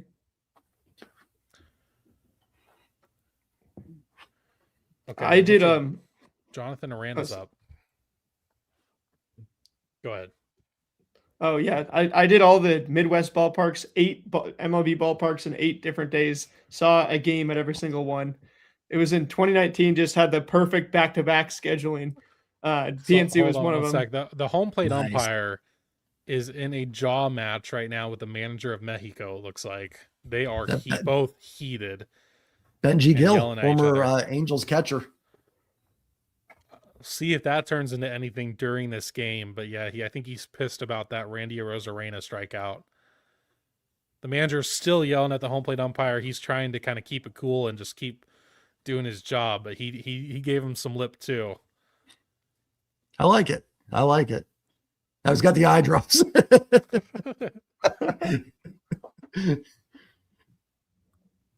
I don't know if he's doing that. Like, here, let me clear it up. Maybe I didn't see it right. Blue.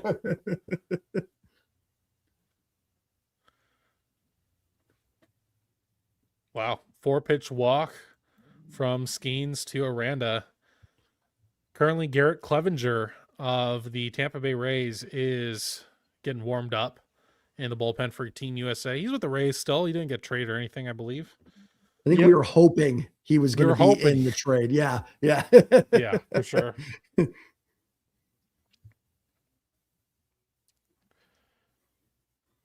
Paul Skeens does not walk too many batters. So 4-pitch walk with the last call being a little generous to Mexico, but that's okay. Kirk blasts it to Bobby Witt, a diving stop to get him out at first. What a play from Bobby Witt Jr. to get the out. Kirk at first. Now Aranda does get to second, but it is now 2 outs. A great diving stop. That was a fantastic play. Wow. The full extension on the dive. The one hopper to Bryce Harper. Alejandro Kirk, obviously not the quickest runner in the tournament. Get him out by a couple steps. Paul Skeens loves it. This is MVP stuff. That was a great play. Bobby Witt, my GOAT. not really. And watching all these guys, I'm like, man, I wish, it's like you watch like Aaron Judge, Bobby Witt, like, oh man. Yeah, I wish Bobby Witt being on the Mariners. Oh God, that would be awesome.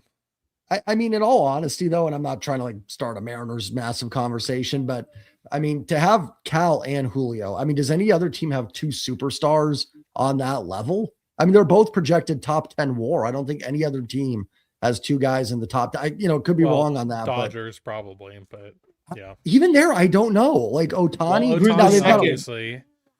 Like, I don't think anybody else is in the top 10. Now, I think the Dodgers are a better team because they've got tons of guys that are probably in the top 100 more, but top 10, I think the Mariners are probably the only 2. The only team with 2. I don't think who would be the second on the Dodgers.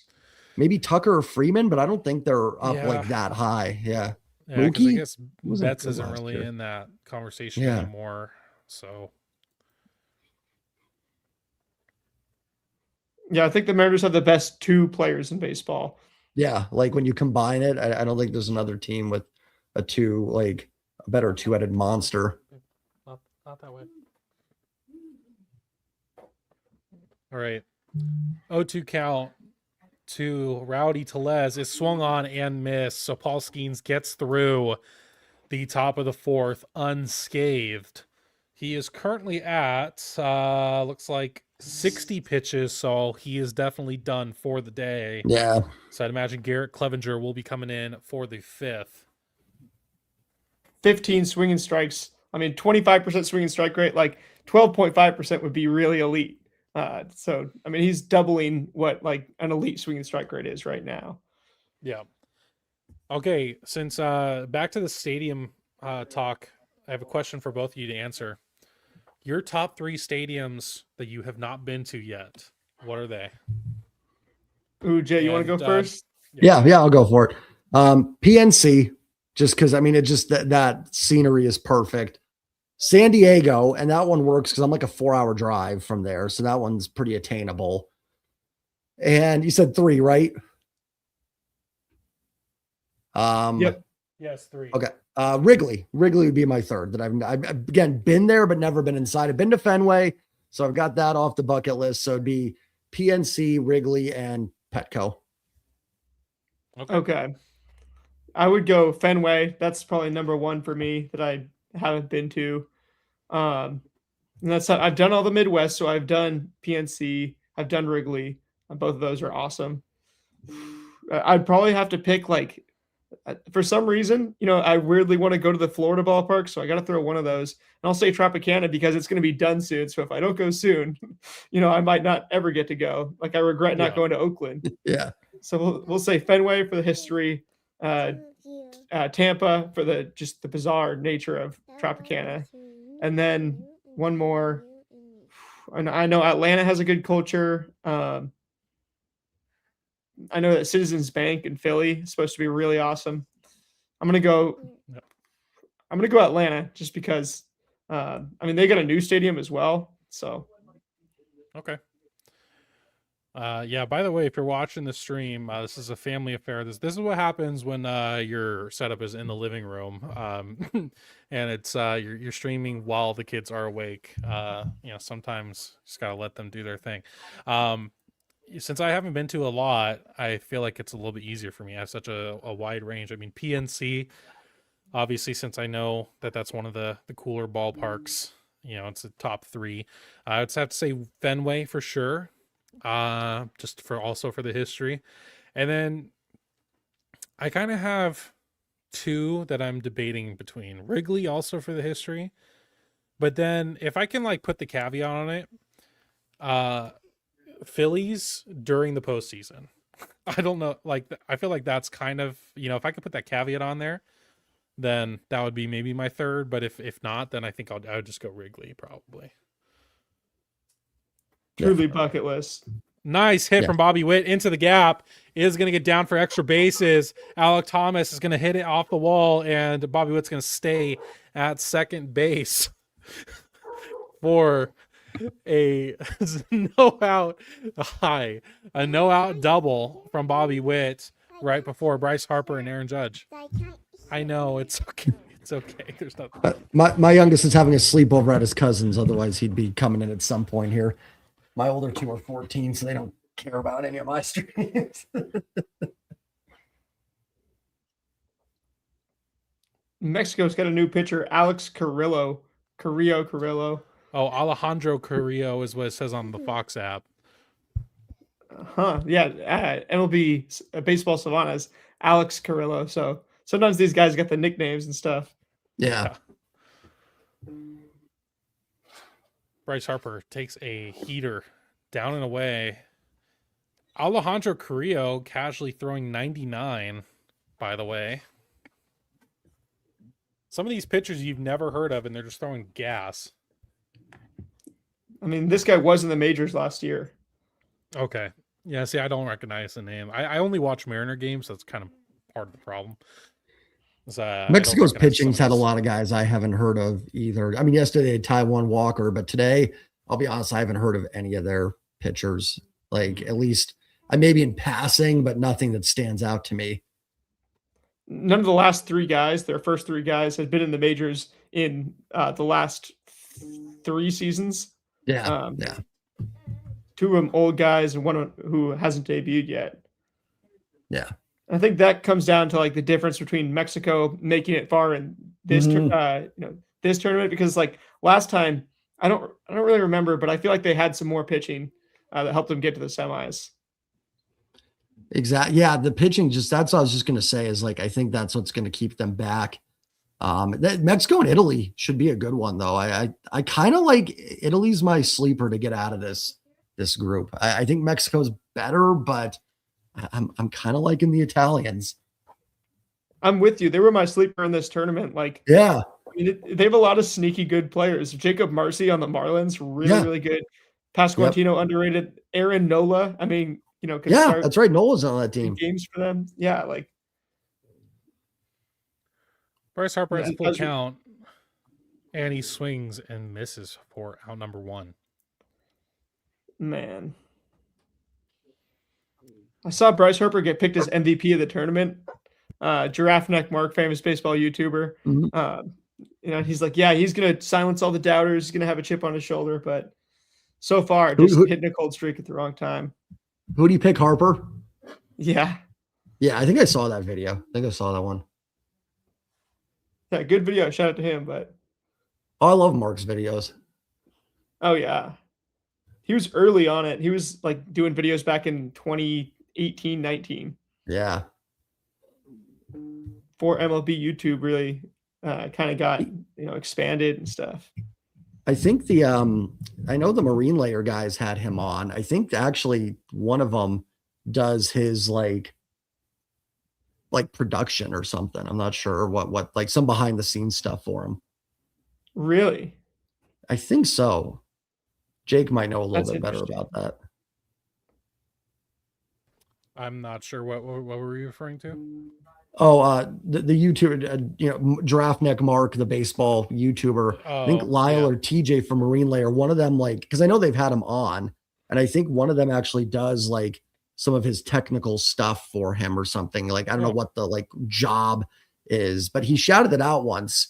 He was doing a playoff prediction video, and he's like, shout out to TJ, who's my something, technical. I don't remember what he said because he was like rooting for the Mariners. I just remember I was like, oh, I'm like, that's TJ from Marine Layer.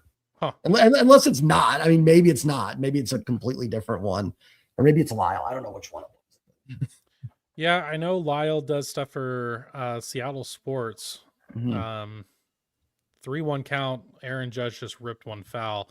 No, Lyle does Seattle Sports Radio in the morning.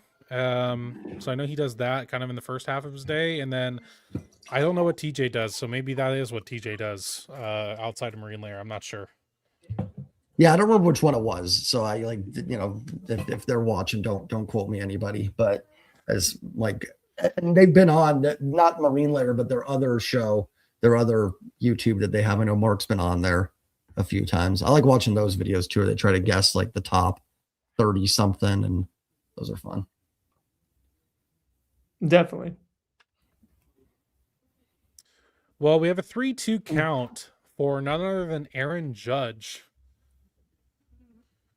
Looked like he just fouled it off of something.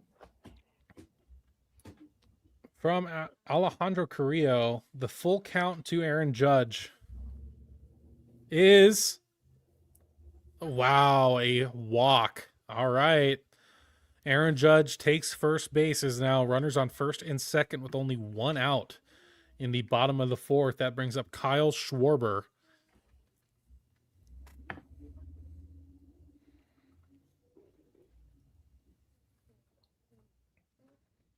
Schwarber's been really hot the last 2 games. 1 for 1 tonight with a walk as well. And then last game, hit that big jack. Yep. Kyle Schwarber files one off for strike number 1.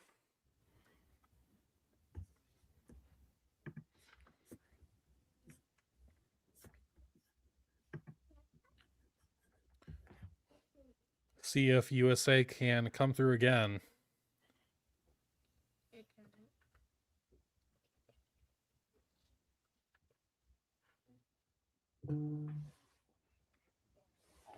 Kevin Durant's in the building for this game. Houston Rocket. sure. I had Fouls no off idea he was another on one for him, Houston. too. Yeah, Just did got he traded get from traded there. Yeah, just I'd the not watched deadline. NBA in like 20 years. Gotcha. I A mean, little surprised that's he's not true. Like, in I'll watch Miami it, to but support Julio. right?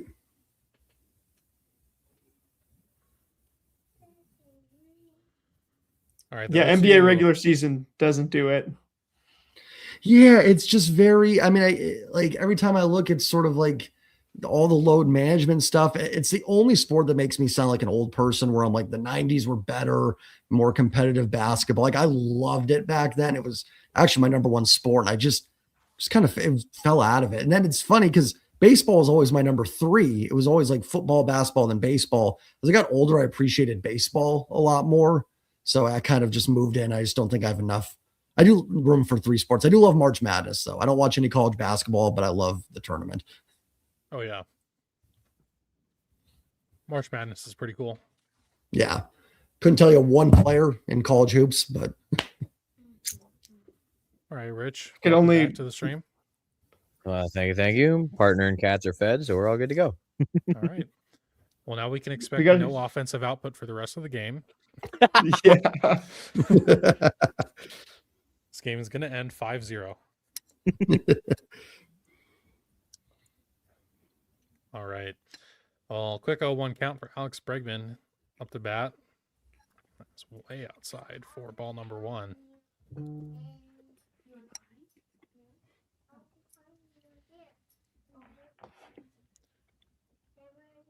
See if we can get Cal Raleigh back up to bat and he can get his first hit of the tournament. That's Yeah, gonna I be think he- popped foul. I think he misheard us when we were saying we needed him to get a hit. He thought we said we needed him to get hit. Okay. Yeah, I guess so. I mean, his on base percentage is fine. Like Yeah. he's walked a few times, got hit by a Yeah. pitch. Just he hasn't gotten a hit yet.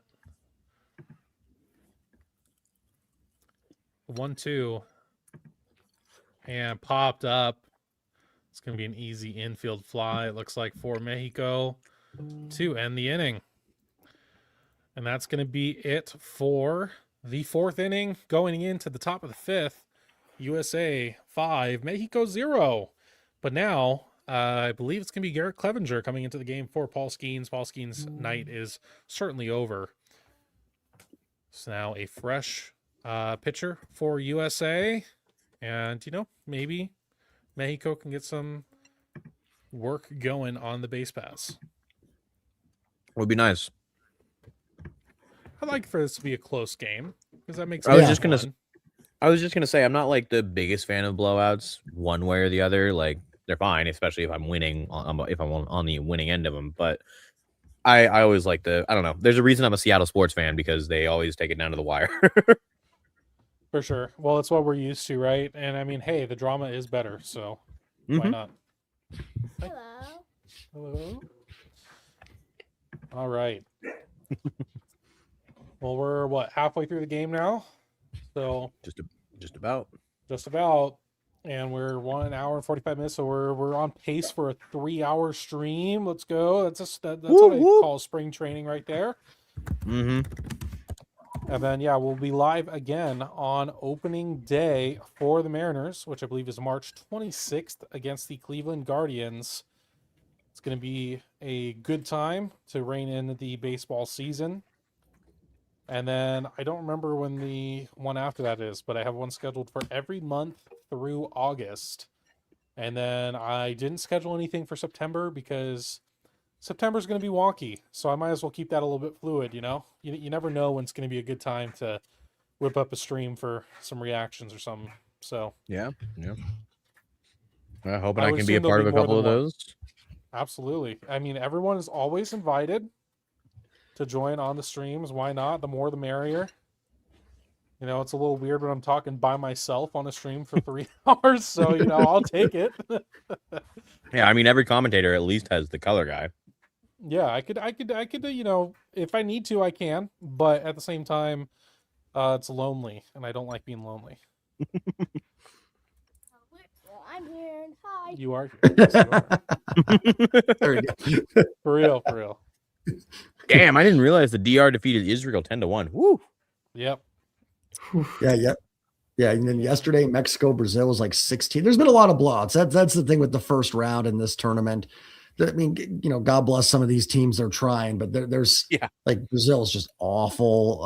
Who else is terrible? Like Nicaragua was awful. Although they almost beat the Netherlands in a game. I mean, I don't even think like Israel's like one of the worst teams. They're just bad. And Czech Republic was awful. I mean, there's some bad baseball on some of these teams. I mean, well, it's like when you watch the Czech Republic games, and like every time they're announcing someone, they're like, well, his day job is he's an electrician, like it's not their job to play baseball, Like you've got guys who are making hundreds of millions of dollars in this tournament, or well, not in this tournament, but for doing this as a job. Mm-hmm. And then you've got guys who literally had to take PTO to come do this. Oh my God. Well, Garrett Clevenger starts out Nacho Alvarez with a strike, and the 0-1 is a strike as it is fouled off. You know what I'm going to do? I'm going to move to one of these countries that doesn't have a lot of major league talent, start playing baseball, and then you'll see me in the WBC. There we go. I mean, if you're start waving on the if you go live in the Czech Republic, as long as you throw like upper 80s, I think you'll be fine. Let me start. Let me get to the gym. Whoa! What a play! Wow. Wait, who is that? Why do I not recognize that Terang? Okay, sorry, it looked like Ernie Clement for a second. I'm like, but that's also not Ernie Clement. No, Bryce Terang got some hops and snags a nice line drive from Nacho Alvarez for out number 1. He looks like, does he not look like Ernie Clement? Yeah, and Clement's on. He does a little bit. Yeah. Yeah, those are my least favorite things to happen when I hit a perfect in MLB The Show. Absolutely. All right, Gonzalez hits one down the third base line, but foul for strike number 1. Garrett Clemens, I'm kind of lefty from Tampa Bay. Go ahead. I'm kind of shocked that Clement's not playing this game after he had such a good game. Oh my gosh! Holy cow! Wow! Bobby Witt diving stop again. Can he do it? He does. Bryce Harper stays on the base. We've now had 2 incredible diving stops from Bobby Witt Jr. for 2 incredible outs this game. A defensive masterclass at shortstop for Team USA. Wow. Is he the highest paid shortstop right now, or just like up there? I can't remember. Well, he's like he signed an extension, but he's at the very early part of it, so he's probably Seager's not. Is Seager still number Seager 1? or Lindor, maybe. Yeah. Let's talk about the downfall of Corey Seager, man. Well, he just stay on the field. Yeah. If he has a full healthy year, like I think he could be a top 25 WAR guy in the majors again. Yeah. But For sure. it's depending on that. Well, once he gets to the end of his career, the Mariners will have to sign him just for the principle of it. Yeah, I'm I in. agree. All right, the 0-1 count quickly for Alec Thomas. And that is cranked foul. It would not have been I don't know if it would have been a home run. It would have been close, but that is strike 2. It was a weird looking hit.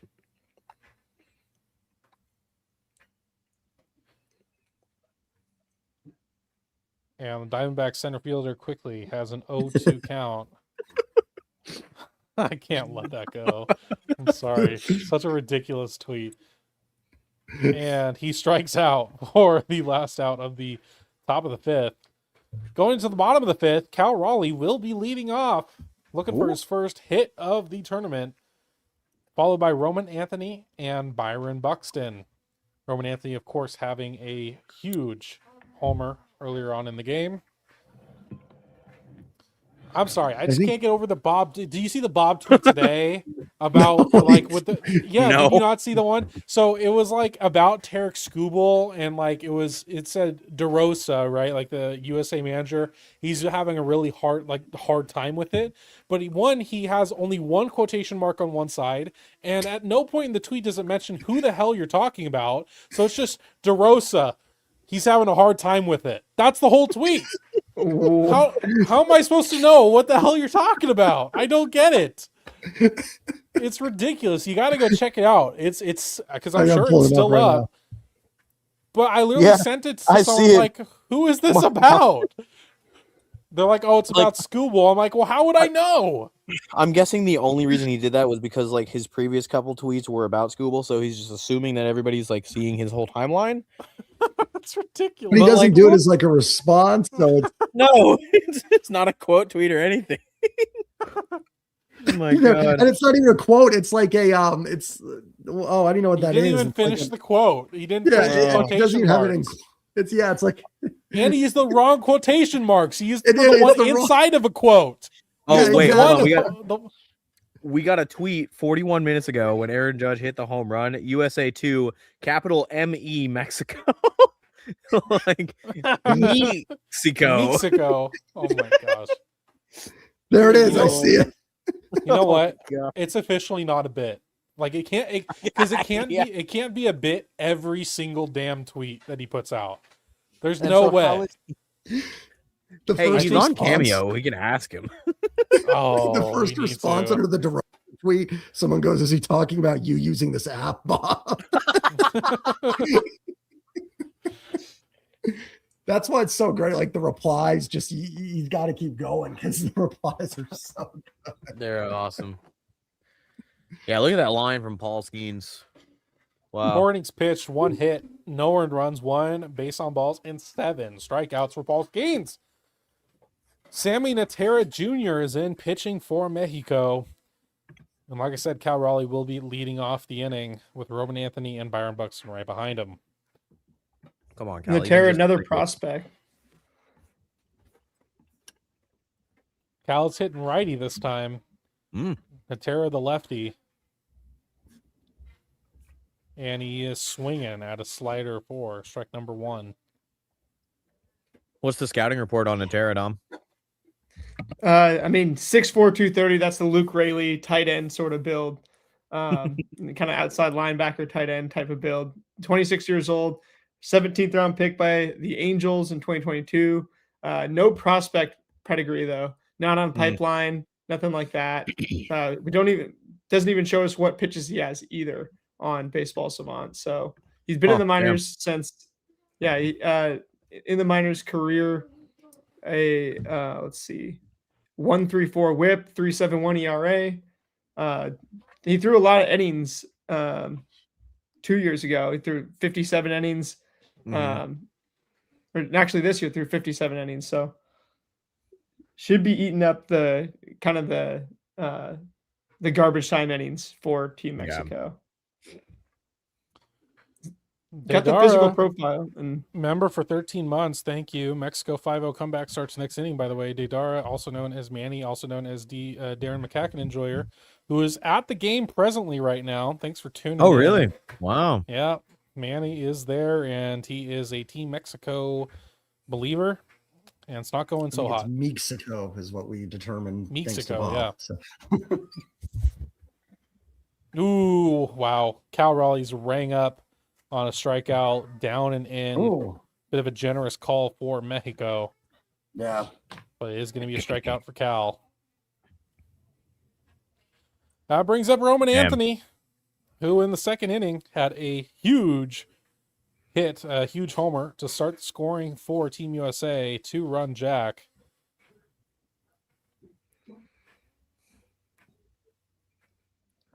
I wonder what Roman god Roman Anthony likes the most.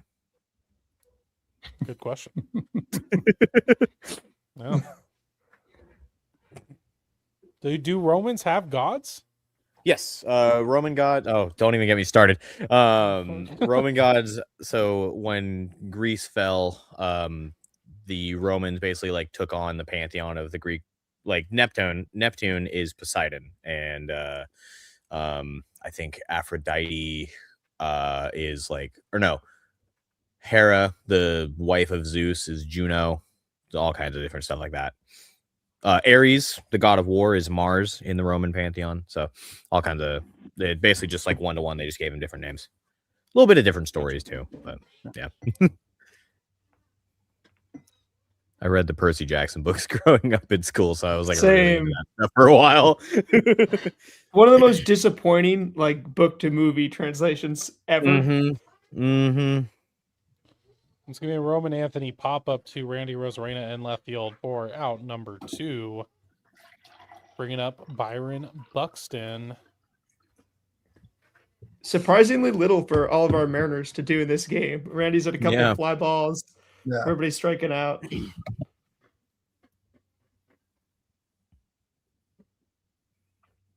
There's still time.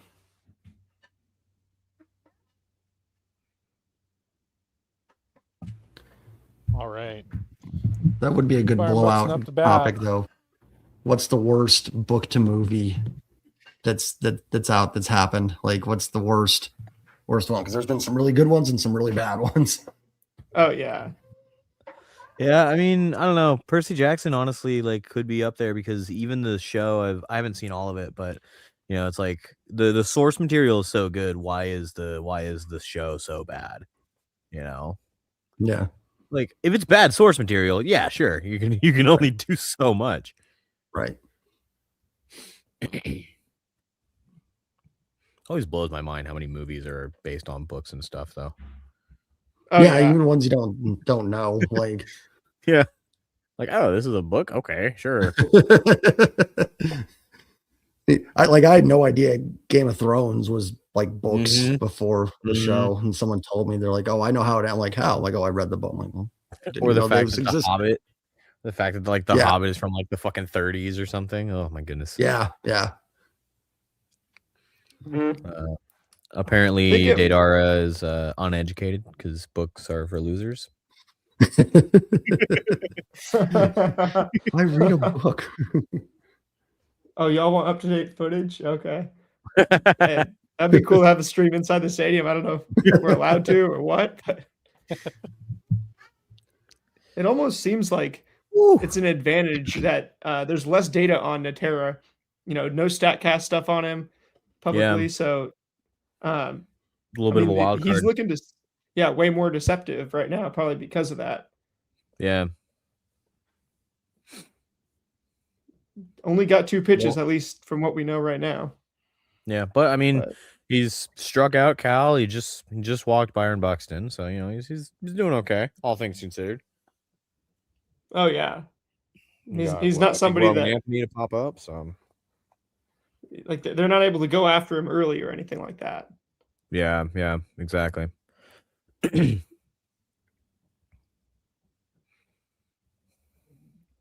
Skubal is in the dugout, so he hasn't gone back to Detroit quite yet. I think this is his last. I think he's leaving after today. Or Yeah. That something, makes yeah. sense.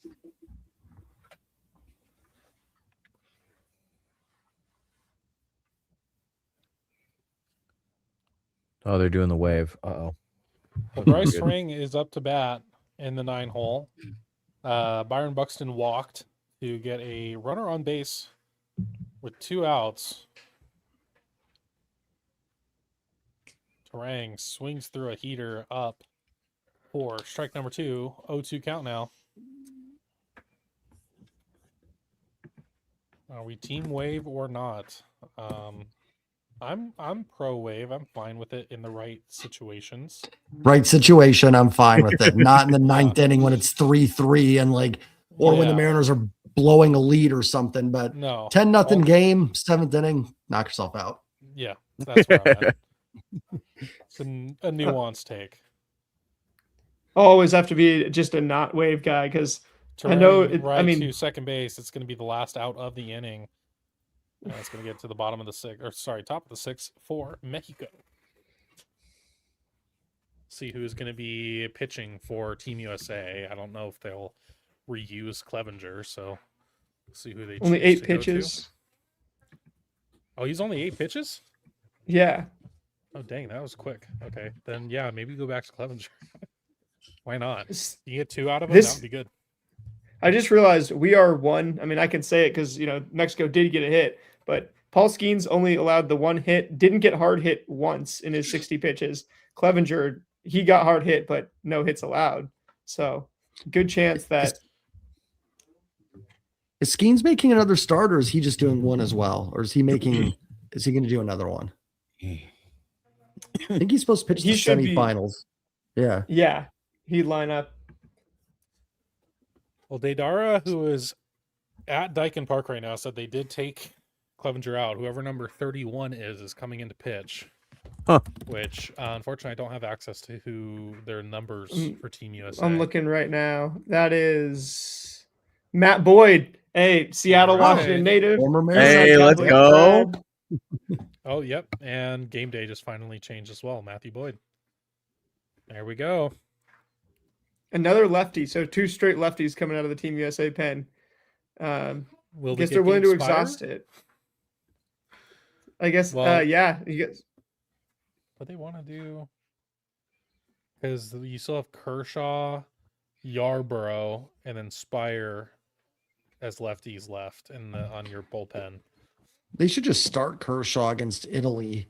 Or not. Yeah. Because I guess no, because you could still drop to the number 2 spot versus number 1. So you still want to secure the 1, because then you're probably playing Canada or Panama versus, I don't know who's coming. Or is it Cuba? Who's in that pool that the Mariners are playing? It's Puerto Rico. It'd be, so you'd rather play Canada or someone than Puerto Rico. So I guess you still want to win. It would feel good to have another USA Canada where we can go in and take another thing from them. We already got Great Britain taken care of. So Yeah, take care of them in hockey and now take care of them in That's right. baseball as well. I think they did get us in curling though. So You get that they one, cheated. Canada. Oh, did they? Oh, yeah, I something- forgot it's- Yeah. Yeah, he Yeah. like flicked his finger or something to like give it a little bit of a boost. It's crazy. Yeah. And then try to like be like, no, I didn't do anything. There's very clear camera of it. I thought you Canadians were supposed to be nice. What the hell? Kershaw can't wait to see Young throw 88. You gotta give Yeah, anything at this point. he might throw 88. He might be throwing 84 if we're being realistic. Hey, I don't know. He's kind of warmed up. He had some practice against Pat McAfee, so I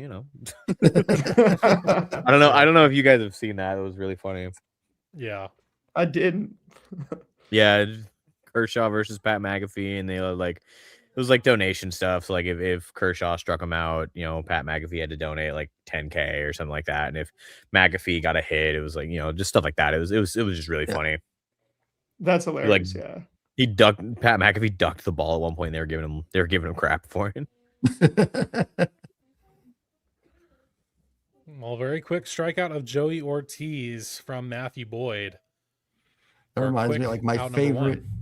my favorite ever pro athlete versus like what would happen versus a regular person. I don't know if it was in the movie or the show, but Jackass when Jared Allen hit Johnny Knoxville coming out. Do you guys ever see that clip where Johnny Knoxville runs over the middle of the field and Jared Allen? It's so like I always showed you like this is what would happen if like a regular person went and played in the NFL.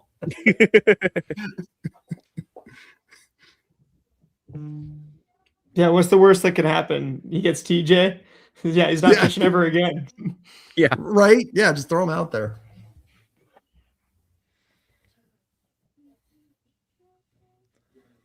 Well, Jarren Duran is up at this time. It's currently a 1-1 count for him against Matthew Boyd. So lineup card has turned over for Mexico. Randy Arozarena is on deck. And he just swung through another slider for strike number 2. A 1-2 count. Mexico has only gotten 1 hit this game, which is kind of crazy because they have been going off offensively through the exhibition series and through the pool play thus far. But they've been 1 hit by Team USA. And the story of this game on the StatCast side, definitely 9 hard hits for USA, 1 for Team Mexico so far. Oof. It's now 2-2 count for Jarren Duran against Matthew Boyd. And the 2-2. Belted to left field. Is it going to get on the Crawford boxes? It is. That is a solo homer for Team Mexico. Right after I say they've been getting one hit thus far in the game, Jared Duran hits his second homer of the tourney and gives Mexico their first run of the game as well. Not Is getting now shut out. Not getting shut out. Getting shut up. Good job, Manny. That's awesome. I double jinxed us with the hard hits too. Talking about the hard Yeah, hits. yeah. Game. For real. An Oppo Taco for Jaron Duran. Just gets barely above the Crawford boxes. Now we have Randy Arozarena up to the plate. This is like the Jack in the Box game. You got 2 homers. They're both Oppo Tacos. Yeah. God, I love Jack in the Box tacos. It's so awful, but so good. Like there's something Yeah, about it. yeah.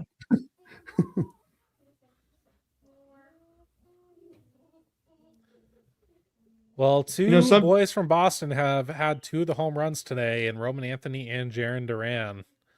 It's an AL East home run day. It is.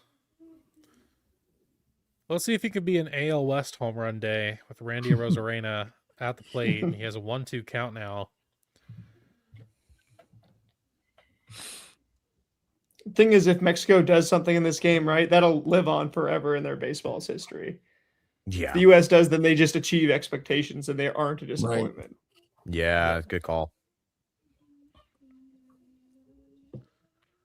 Yeah, I love they the did used to golden be- rosary that Randy has too.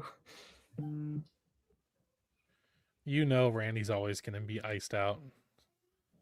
Oh yeah. Who is the guy 1-2. from Brazil? Dante Bichette Jr. Did you watch? Like he had so many. Jesus. I'm like, I don't know how he was able to like run with that. Then he had the green hair coming down here. I did hear about that. Yeah. People calling him his Like, it wasn't just a Boba couple Fett's green-haired chains. little brother. Yeah. Did you guys see 1-2. Max Clark?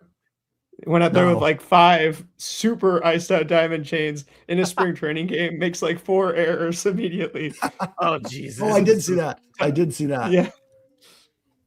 Honestly, I don't care. I think it's kind of cool. You Yeah. can't make those errors, but It's always a Just matter of like, hey, if you get it done, nobody's gonna care. But as soon as you mess up, someone's gonna call it out. Yeah, exactly. Like you gotta basically be able to back it up before you can be iced out like that. Yeah, that would be me. Like I would never go up there originally. I'd start out very plain and then build up. Yeah. I mean, Jesus, even in MLB The Show, I don't let myself wear all like the diamond gear and stuff that I've earned because I'm like, I gotta make it through the minors before I can start putting on all my good stuff. Okay. Well, I mean, and I would even think coming into a major league clubhouse, if you're like a rookie and you come in like all iced, they're gonna Yeah. get someone's gonna be like, look at this punk, thinks he's Yeah. all that coming up. oh, right. that back when the Jackson in the Box tacos were 99 cents, we used to be proper country. Amen to Yep. Get 20 of them for $10. What happened? that. All right. Randy Arozarena has had a nice little AB against Matthew Boyd. It's a 2-2 count right now. And he hits a weak grounder to Bryce Terang. That is going to be out number 2. What happened to Randy, man? Ugh. He's the streakiest player in all of baseball. For Yeah. sure. Absolutely. I'm not gonna lie, like I am a little just how he finished last year. Like I try to look at the whole season and go, he was good. I am a little nervous about like something, just a drop. Like like not like 10% of me is like, ooh, what if like he's just You know what? Let's just Yeah. let him walk and let's throw Brendan Davis in there. All right. There we go. Yeah, for sure. Uh, Well, we have Jonathan Aranda up for Mexico. 2 outs in the top of the 6th. Starts with a strike, and the 0-1 pitch is a check swing ball.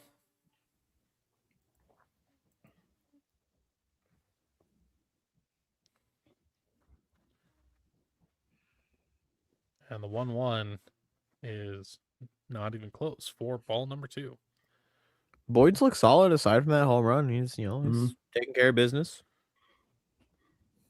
Well, I mean, when a guy hits an opposite field, fastball away, that's just really a good piece of hitting at the end of the day. Yeah.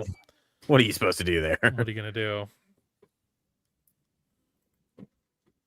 3-1 is gonna be a single. So Jonathan Randa is gonna reach base with 2 outs. And we do have a live cam coming in from Houston. There it is. We have a mound visit, it looks like. Matthew Boyd before Alejandro Kirk. Will we see an Alejandro Kirk homer live right now to make this a really interesting game? Someone has one of the rolling spinny things nearby Manny, you can tell. All right, we'll wait until it's that bad. And I guess we'll just watch a live AB. Let's go. Because right now, my screen, the mound visit just began. Yep. It's like I'm there. No, literally. Like I'm there and drunk, maybe, because it's so blurry. I can see all the details. Yep, this is not a very foggy camera. I didn't wear my glasses for the game, apparently. Yeah. About 9 beers deep, but that's all right. Oh, come on, Blue. Thank you. That helps. Oh, there we go. Actually did help. A little bit, yeah. I have no idea if we've I can't seen even the see pitch like yet. I a don't wind know. up or anything. Oh. Okay, was that a strike? I don't know. And then we have another mound visit. What's going on at Dyken Park? Oh, never mind. Well, I show on my broadcast it's at least a 1-0 count.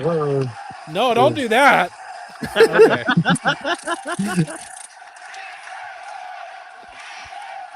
It is very loud, clearly. Yeah, wow. I have no idea what's happening. I don't know pitch. what I'm watching. Alejandro Kirk.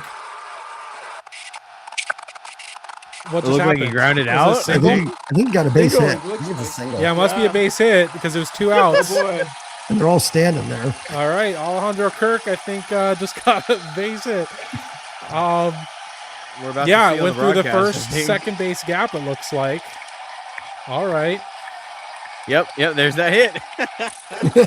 Saw it on the replay. Oh, boy. So that brings up Rowdy Tellez. Oh, Are we going to watch a Rowdy Tellez clutch bomb live? Manny, can you hear me? Yeah, I can. Can you please tell us if anything cool happens? Because we can't really tell. Joey Meneses is pinch hitter. Oh, well, Meneses is pinch hitting. Oh, okay, that makes sense.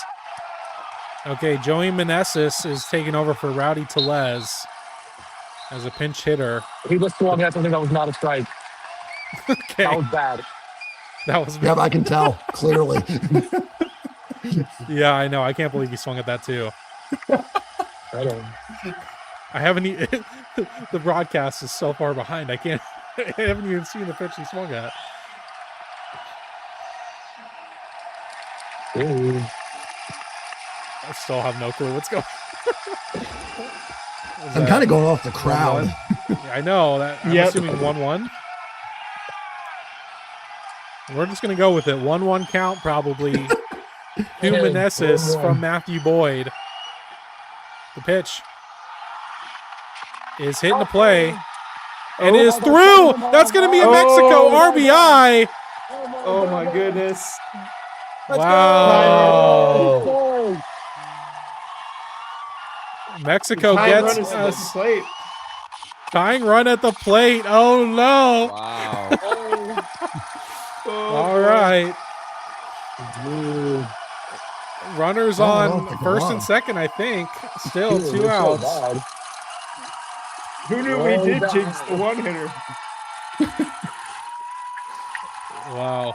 Okay. Dude, It's now 5-2 Mexico if you're watching. With runners on first and second and 2 outs. I wish I could. Can you zoom in at all? I can't. It's not letting No. me. Okay. Well, Nacho Alvarez is up to bat. And Strike one. Strike one. strike one. All right. Oh, Strike that was one. loud. Yeah, you got to give us some commentary. Ball. Ball. I think security there, guys. Well, it seems like the intensity is really heating up in Dyken Park thus far. There's a 1-1 count for Nacho Alvarez.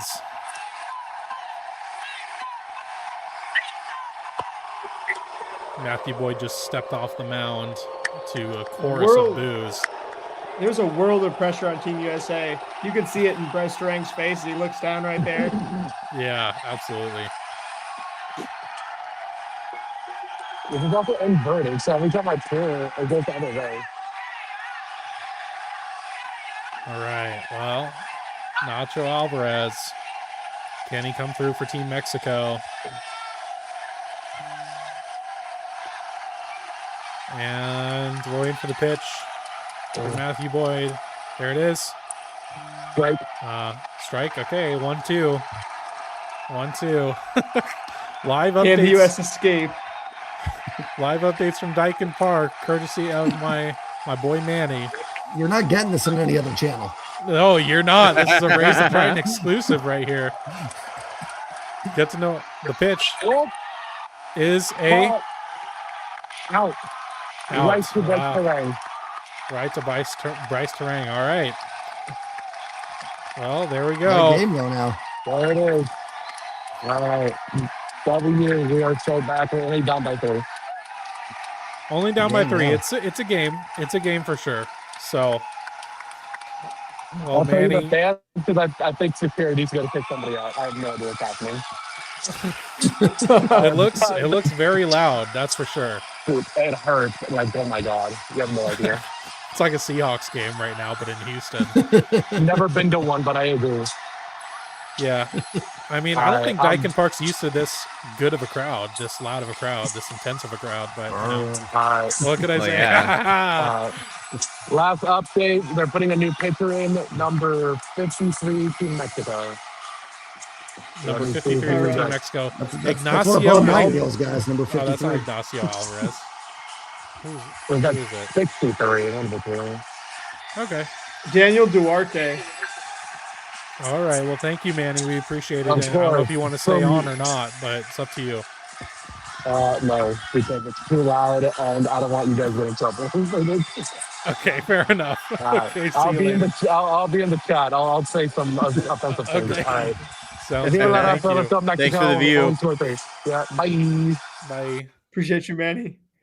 Yeah, if Manny could That just get was- like better seats next time, brother. What the hell? Yeah, imagine not Yeah, being come on, on yeah. home plate. Jeez. Well, hey, Oh, we got boy. to see Alejandro Kirk RBI and live, so that's nice. And Joey Meneses RBI. All right, Not, on that note, I got to get going, guys. So, Jake, as always, thanks for having me, man. Appreciate of it. course. Rich, Dom, take care, guys. Good to see you Have a both. good one. Thank You you. too. Absolutely. Later, guys. Appreciate it, Jay. Anytime. All right, dog. These And now tickets Jake were more has than the $100. best beard. I do. Sorry, Rich. You do have a beard. I'm working on it. I'm I doing what I apologize. can. It's okay. You know, you just got to work on it, and it will get there. You know, it takes time and commitment for sure. For sure. Time and commitment, Jesus. It did for me because like I started growing it kind of towards the end of high school, and like Mm. the first iterations, I mean, it was super patchy. Like there'd be full on Yeah. patches where there was just no hair, and so you have to shave it off all the way, and then Yeah. it grows back better. And it took like a good 4 or 5 of those cycles before it came in like totally full. Yeah. So I'm kind of right there. Like I've got a little bit coming in on the cheek, but I've still got like a patch right here. So I think one or two more of those cycles might do it, but I'm just kind of letting it go for right now. gotcha. And yeah, Dom, what's going on? I know I saw Mariner Mojo earlier. They said you got to grow a beard. What's up, man? I don't know. I mean, I'm just one of these clean shaven ravens, you know. Yeah, Fair it enough. works for some people. For me, it's just I every look time like too much of a baby face if I shave my beard. I have to keep it. So Yep. every time I do it, I mean, yeah, it's like little bits, and like I get a mustache going before I get a Yeah. beard. Yeah. And I was get a like that when I was like goatee. 15, 16. I would, if I got like a whole nice bunch of stubble, I would probably do that. But I don't know. It would That's kinda definitely take some commitment. That's kind of my favorite level is when like I'm kind of at that stubble range. It's nice. Oh, the joys of Oh, baseball. yeah. We're talking about beards.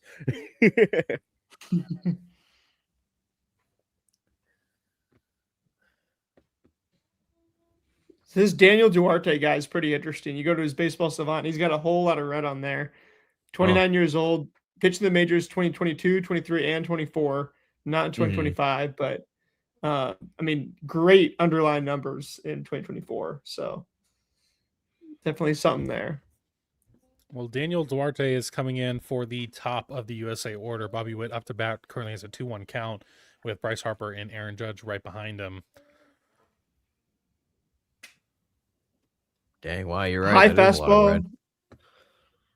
Swings, Bobby Witt swings straight through. Right, we got Got the confidence to 3-1 go up count. against him too. Mm-hmm. Oh, see, I just saw that high fastball. I think you're now somehow you went from behind to ahead of me. I don't know how the hell that works, but Yeah, I just saw the 3-1. So oh, okay. I just saw it Or- too. Okay, then maybe you are still behind me. I don't know. Oh, we're somehow at I got a 3-2 pitch now. ahead of you. Oh, okay, never mind. I was gonna say somehow I got ahead of you because I'm on 3-2. All right, 3-2 count is way up, and Bobby Witt, a dangerous base runner, is on first base. 14 USA in the bottom of the 6th. See if he gets the green light to take off. I'm sure he will. And Alejandro Kirk is a solid backstop, so he's not easy to run upon. But Bobby Witt has 80 grade speed, so we'll see if he puts it to use here. Bryce Harper, though, up to bat. He's had a relatively tame tournament at this point. Hopefully he can get something going. Daddy, did you see me? I'd really like to see some of these guys off the bench play more. Like, I mean, Henderson was hot. Clement was hot. I would keep the guys who are hot in, and like Bryce Harper, you love him. I mean, the only other first baseman is Paul Goldschmidt, right? Who's just there for the kind of veteran leadership. Yeah, So- for sure.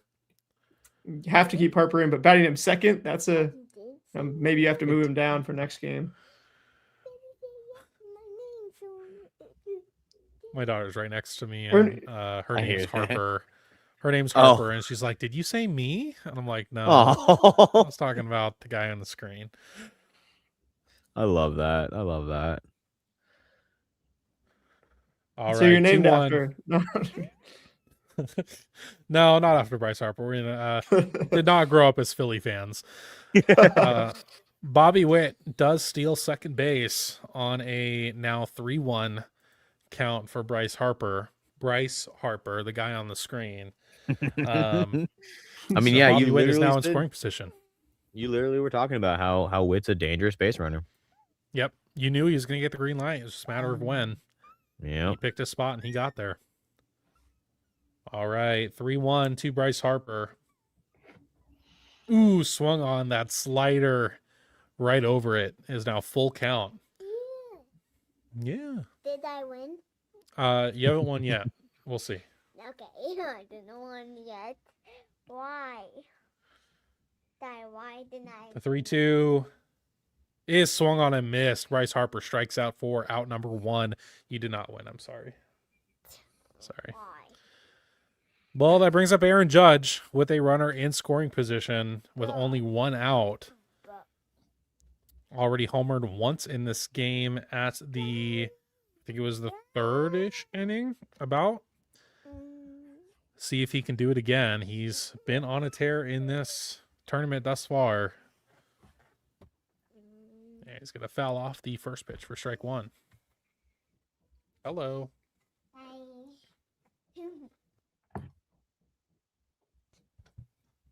Look at that. Yeah, I know. Look at the stream. Yeah. All right, got a 0-1 count now. Duarte, probably the best hitter he's ever faced right here, and Aaron Judge. Yeah, it's gonna be He's red final hot. disengagement. Duarte looks good. I don't know why he didn't pitch in the majors last year. Maybe he was injured or something. But he's thrown 97. 0-1 is flied out. It's going to go right to the Diamondback. Oh no. Sorry, the broadcast messed me up. It looked like it was going center field. It went to the shortstop for out number 2. Yeah, it's going to bring up Kyle Schwarber in the DH position. No, you did not. Why? I don't know why you didn't Harper, win. come on. Because the guy with the Harper name didn't win this Oh time. no. Oh, Okay. Okay. wow. Excuse you. Woohoo! Okay, come on. Harper. Wow. Kyle Schwarber on a knee, hits it to center field. Alex Thomas is going to get under it for out number 3. It's going to be a quick inning for Duarte and mows down. Well, kind of. He gets through the top 4 of the USA order without any runs being scored. It is still 2-5 USA. And we're now going to the top of the 7th. We're in the final third of the game. It's the final countdown. Shout Yeah, out to Dar. He said, Go ahead. he said Benji Gilmore like Dan Wilson when he brought Duarte, and then he said, never mind, Benji actually knows what he's doing.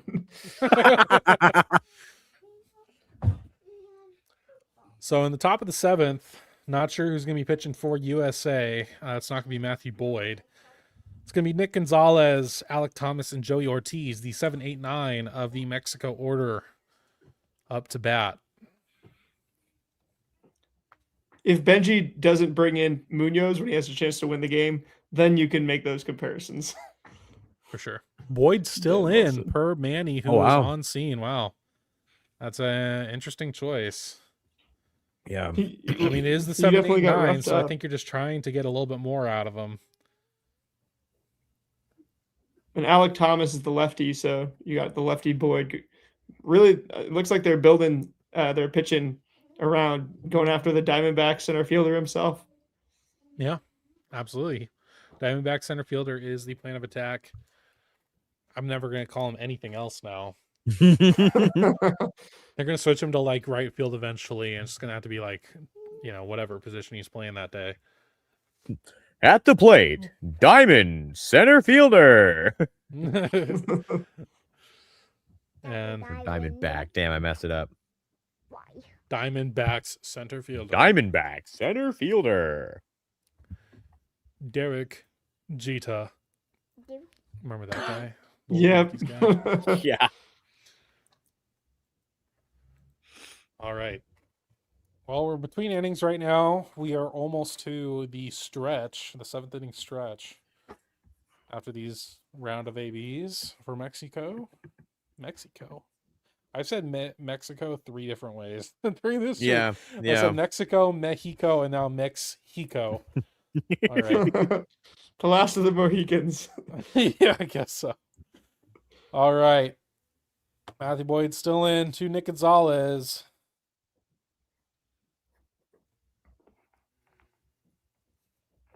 First pitch way inside for ball number 1.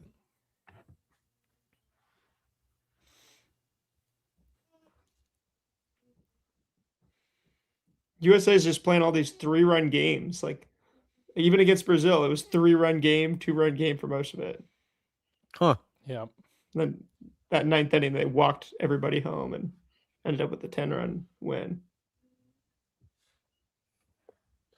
Yeah, see, last night, Team Mexico, I'm just going to say, okay, Mexico. I see, now I'm like in my head now. I'm like, what way am I going to say it this time? Last game, through 6 innings, Team Mexico already had 16 runs and 16 hits. And Nick Gonzalez is going to hit a high fly ball to Aaron Judge for out number 1.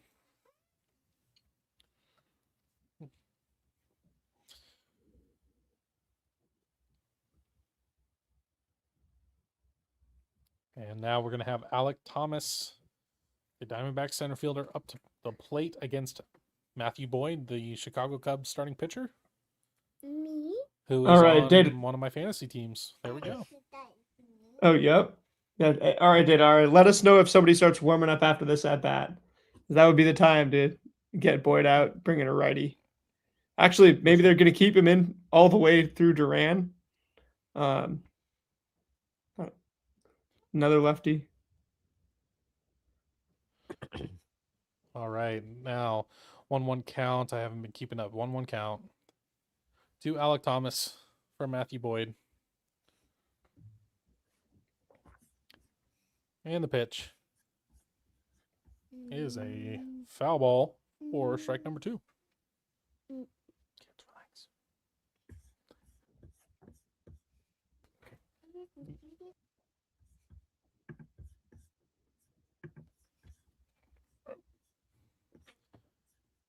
Ooh, strikes out Alec Thomas with a nice curveball. He swung right over it for out number 2.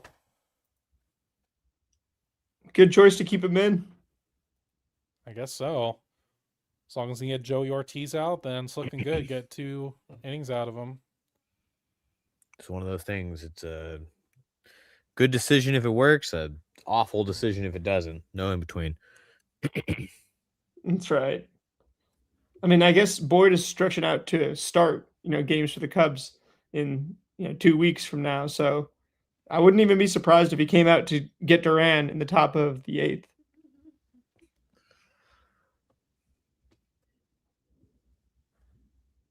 Oof. All right. Well, Matthew Boyd has a 1-1 count to Joey Ortiz.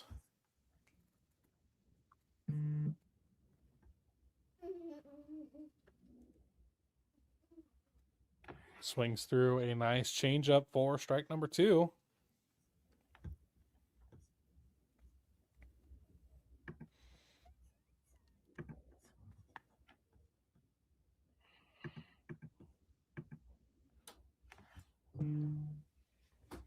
And now the 1-2 pitch is fouled off.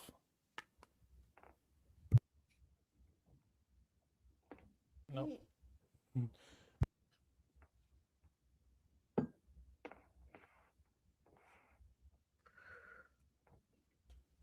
All right.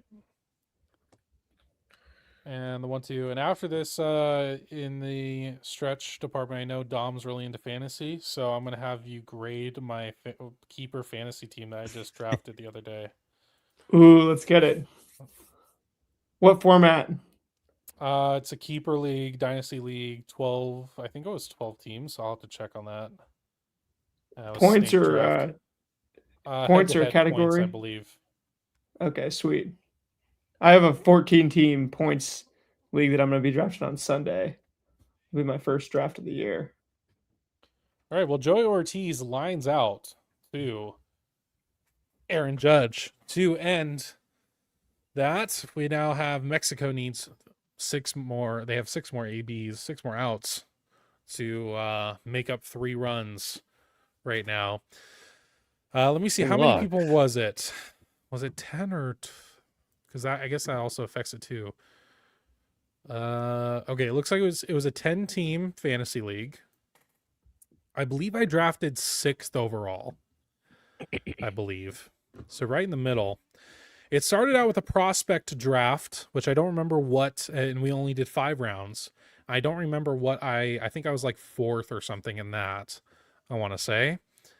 So the prospects I picked up, Ryan Sloan was my first pick. And then my second pick, okay, this isn't maybe not in order. Travis Bazana, and then I got Ryan Waldschmidt, and then Jose Briseño for catcher. Yes, one sec. So that was my prospects, and then my main draft, which I think, is there a way to like see the draft board again? Is it on ESPN? Yeah, draft recap. There it is. Yeah. By team. Okay, there we go. So let me find my team. Okay, So I guess I got Bazana 1, then Sloan, then Briseño, then Waldschmidt, then Caminiti. Okay, that was my last prospect. So then my actual draft went Juan Soto, Corbin Carroll, Francisco Lindor, Wyatt Langford, Josh Naylor, George Kirby, Joan Duran, Yuri Perez, Riley Green, Marcelo Mayer, Augustine Ramirez, Brendan Donovan, and then Nick Pivetta, Jeremy Pena, Emmett Sheehan, Abner Uribe, Bryce Miller, Pete Fairbanks, Andrew Abbott, Alec Burleson, Yainer Diaz, and Matthew Boyd. Okay. Probably my favorite 2 picks, especially, that's an order of how you picked them. Yuri Perez and Emmett Sheehan. Those are my 2 of my favorite values as starting pitcher this year. Both in that, Perez kind of around the 100 range, where you probably got him pick 100 or a little bit after. And then Sheehan getting down near 150. If he was a lock in the Dodgers rotation, he would definitely be up in that 125 to 100 range. But both of those guys, insane stuff. I think you really lucked out with your Perez. Some of the other ones, Brendan Donovan doesn't get as much credit in fantasy as he does in real life, because he's basically just batting average. Doesn't try to steal too many bases, right? Doesn't hit a whole bunch of homers, but even extra base hits, not maybe as much as he just gets on base and stuff. And sometimes points leagues don't reward that as much, but in terms of being consistent, plus the positional eligibility, he's going to have all the positions that he can play in fantasy, so you can shift around your lineup that way. Corbin Carroll is great, except obviously you got the keeper league. It doesn't matter as much. Is it keeper? Is it like dynasty, like you keep everybody, or is it like you only get to keep a certain number of guys? I think it's like 10 or 12 that we keep. Okay, sweet. I think you got enough young guys, then you got just enough of the older guys that you can hold on to to compete. So I like that. Yeah, so I guess to break it down a bit better, which right now Alex Bregman just lined out, so I'll shut up for the Cal Raleigh AB just in case, and we'll get back into that. So here we go. Come on, Cal. Cal's going up Give against the people what we Gerardo want. Reyes, and a quick 1-0.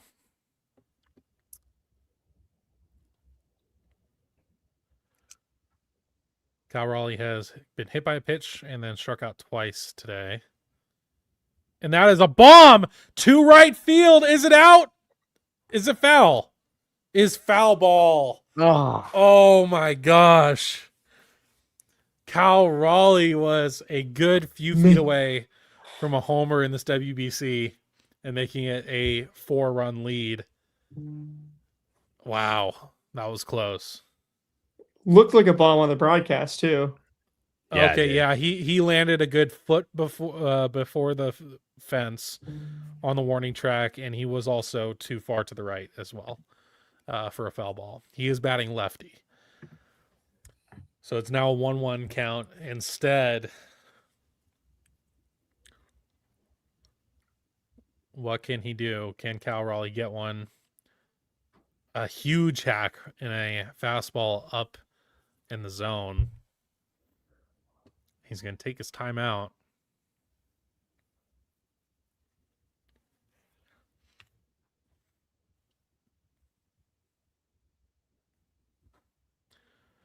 All right, 1-2 count. Ken Griffey Jr. is photographing. I don't know what the hell.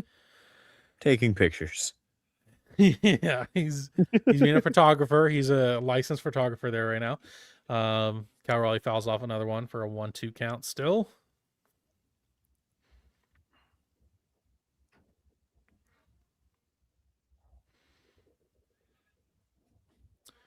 One, two. Swung on and missed for his third strikeout of the game. It's not a good day for the Mariners fans watching this game right now. No. That's okay. All right. Yeah, so I guess what I was going to say about the fantasy team is if you take out the people who are injured right now, so that'd be Lindor, Carroll, and Pena, then my daily lineup would be Agustin Ramirez at catcher, Josh Naylor at first, Brendan Donovan at second, Marcelo Mayer at third, Francisco Lindor at shortstop, and then Juan Soto, Wyatt Langford, and Corbin Carroll in the outfield, with Riley Green in the DH spot and Jeremy Pena in a DH spot. And then you have a bench of Alec Burleson, Yainer Diaz, and I think that's it, I guess. And then my rotation is Kirby, Yuri Perez, Pivetta, Abbott. Oh, wait, if you take out who's hurt, it would be Kirby, Perez, Pivetta, Abbott, Matthew Boyd, Bryce Miller is somewhere in that group, Emmett Sheehan as well. And then my two relief pitchers is Duran and Uribe, with Fairbanks as a bench piece. So I'm feeling okay about it, I guess. We'll see. I like the heavy outfield investment. I usually invest in those outfielders heavily. Oh yeah. Even if it's they're like a all 3. healthy. Yeah. Yeah. Even if it's like a 3 outfielder league, like you start 3, it's like you have the utility spot, right? We have 2 utility spots. Yeah. So, you have plenty of room. And then, I mean, the positional value that you get over everybody else who waited until the 20th round, especially in points league, they'll take guys that are high on the rankings, but like they'll be steals kind of monsters, and they won't realize that that's not that valuable in a points league. So, I mean, you got like guys like Soto, like whether he tries to steal a whole bunch again or not, he walks so much that he's awesome for points. Carroll, kind of similarly. Oh yeah, and then Kirby. So George Kirby, I mean, he definitely gets, kind of lost in the fray a little bit when talking about the Mariners starting pitchers. But I saw Lance Brozdowski, probably my favorite baseball YouTuber, put out his top 40 starting pitchers today. He had Kirby number 5. Oh wow! He had him. He had him behind only.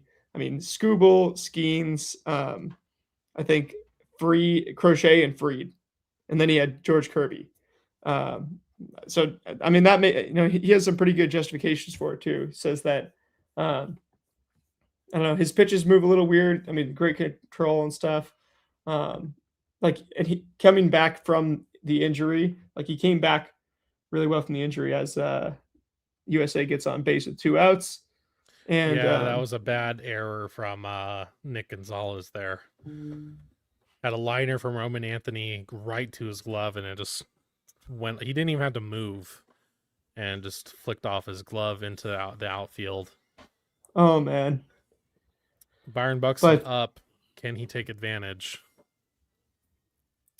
But yeah, Kirby is a guy who, like, I've also heard this offseason, I've heard some people like, oh, as long as he has the splitter and the curveball back. And then I've heard some people say, I don't want to see him throw the full arsenal again. Like, I want to, like, he was so comfortable at times with just his fastball, sinker, and his slider. So it's like, I don't know. I think Kirby, there's a lot more there than we sometimes think about. And I mean, could very easily be the top pitcher in the Mariners rotation this year. Yeah, I think it's easy to forget sometimes how good Kirby is, even in the context of that rotation, for sure. Well, and I think the problem too is that I think the narrative around him has been like, okay, we're kind of waiting for that like big step up, finally where he just becomes elite, and he hasn't done that. And I think people have kind of ran out of that patience almost. Yeah, that's true. Like, you don't have to run out of it yet. Like, he still has time to kind of get there, and this could be the year. And Bryce Miller, I picked him mainly because I think the upside's there. It's just, can he stay healthy and all that? Like, I'm just kind of stowing him away in case he does have a really good season, which he's certainly capable of having. Yeah, totally. That's true.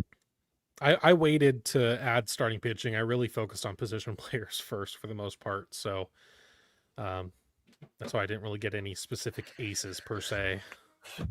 That's the way to go because I mean I think Yuri Perez and Kirby can both become aces. Like I think Yeah. that it's much easier. Pitching is way more volatile than hitting. That's exactly why I kind of held off, and yeah, it was interesting, but I'm excited to get into it and see how it goes. And as long as everyone stays healthy, I think I'll be good. Especially the outfield contingent's crazy, for sure. All right, well, Buxton strikes out, so we're going into the top of the 8th for Mexico's last 6 outs. They need to make up 3 runs at least to keep this game alive. See if they can do it. They are going to be starting at the top of their order, Jarren Duran, who has homered today, and then Randy Arozarena and Jonathan Aranda. See what they can do. After this stream, I will stay on stream or after the game, I will stay on this stream a little bit to fill out my WBC tracker thing that I've been doing on my Twitter. So people who are watching can see kind of me do that. So I'll screen share and all that jazz. The only problem I've had with it is the World Baseball Classic website is pretty stingy with stats where there are literally guys missing, and that's been a little annoying. So yeah, we'll see what we can do. We'll try to get it as up to date as possible because I certainly need to. I've been a little bit behind, so because I haven't really been at my PC for the last like 4 days now. So on mobile, it's not exactly easy to be changing Canva graphics and stuff. So it'll be a little bit nice to be, at my PC where it's a lot quicker and easier to do that. Yeah. Boyd is still being cute, so Matthew Boyd might still be in this game. Wow. Going into his 3rd inning of work. Got to go get Jarren Duran. I mean, he's a starting pitcher. He's being stretched out as a starting pitcher. He can handle 3 innings. At least go get Jarren Duran, and then you reassess. And I mean, he had a solid 7th inning, so yeah, he did. He really settled down. So we'll see. Part of the deal that they have to make to get these guys to come is that okay, we're not going to interrupt your workload in terms of like building up. Like if you're a starter, you're trying to build up 3 innings right now. We're going to give you the 3 innings, and barring crazy circumstances. Yeah. Yeah. Well, Manny says someone is warming up, which might lend it to, hey, can you go get Duran for us, and then we'll get you out. We'll see. What number, Manny, if you can see it?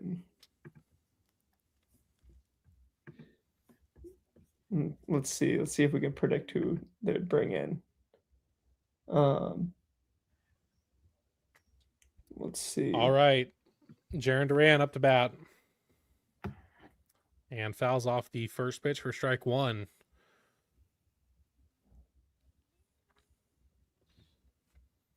Yeah, Manny, if you can see the number of whoever's warming up, then let us know.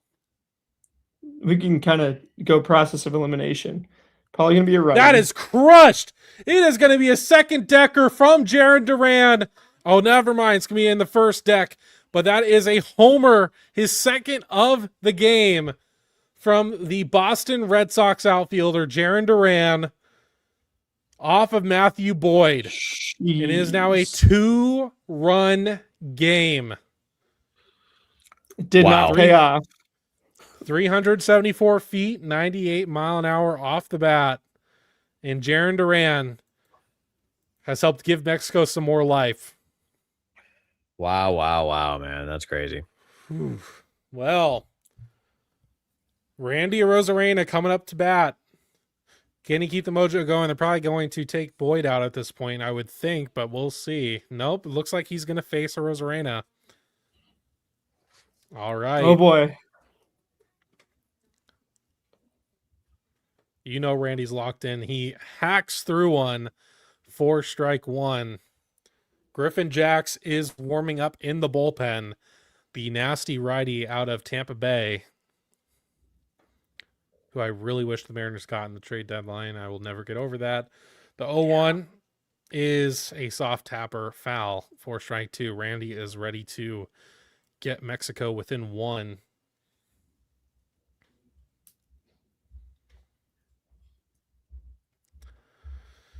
We got a game, boys. All right. Here we Got a go. game.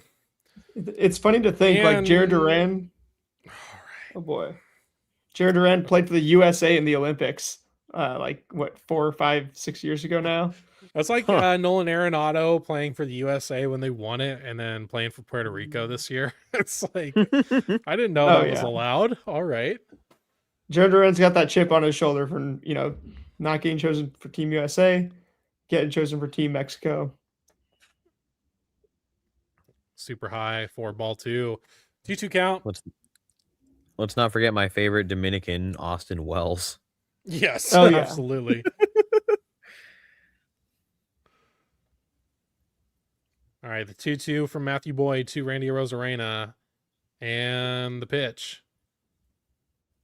It hits Randy Arozarena in the elbow guard. Wow. Thank God. But that is going to be a runner on first with no outs for Mexico. We got a game. Ooh. All right. How long are you going to leave in Matthew Boyd, Mark DeRosa? It's going to be Andy Pettit doing a mound visit, so they are not taking him out yet. That's Randy, wild. Randy kind of leaned into that one a little bit, put his arm out there, but he gets hit a lot. He does. He does. All right. Well, Jonathan Aranda. Oh no. I mean, this could go down as a really bad reputation for Matthew Boyd. Oh, yeah. In the minds of all of American baseball fans. Wow.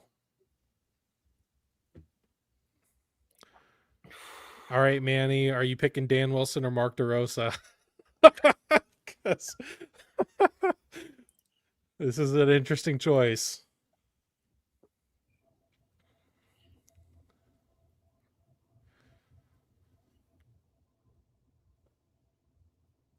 Mexico has a runner on first. No outs. Heart of their order coming up. If there was a time for them to get back in this game, it is now. Griffin Jax is in waiting in the bullpen. The first pitch, Jonathan Aranda, is a strike for an 0-1 count. Mexico, a 5-run comeback. That would be insane. They play that in Mexico forever. Daydara called it when they joined the chat. Yeah. And it's going to be fouled off for strike 2. Quick 0-2 count for Jonathan Aranda.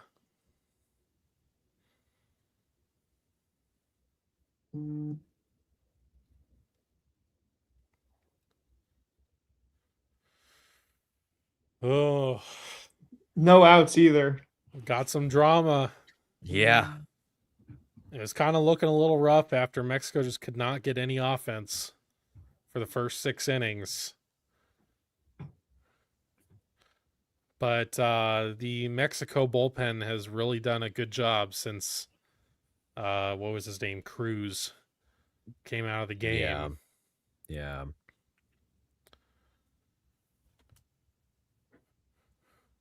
Whew. All right. 0-2 from Matthew Boyd to Jonathan Aranda is going to be a pickoff attempt to first base. That's going to be his first disengagement.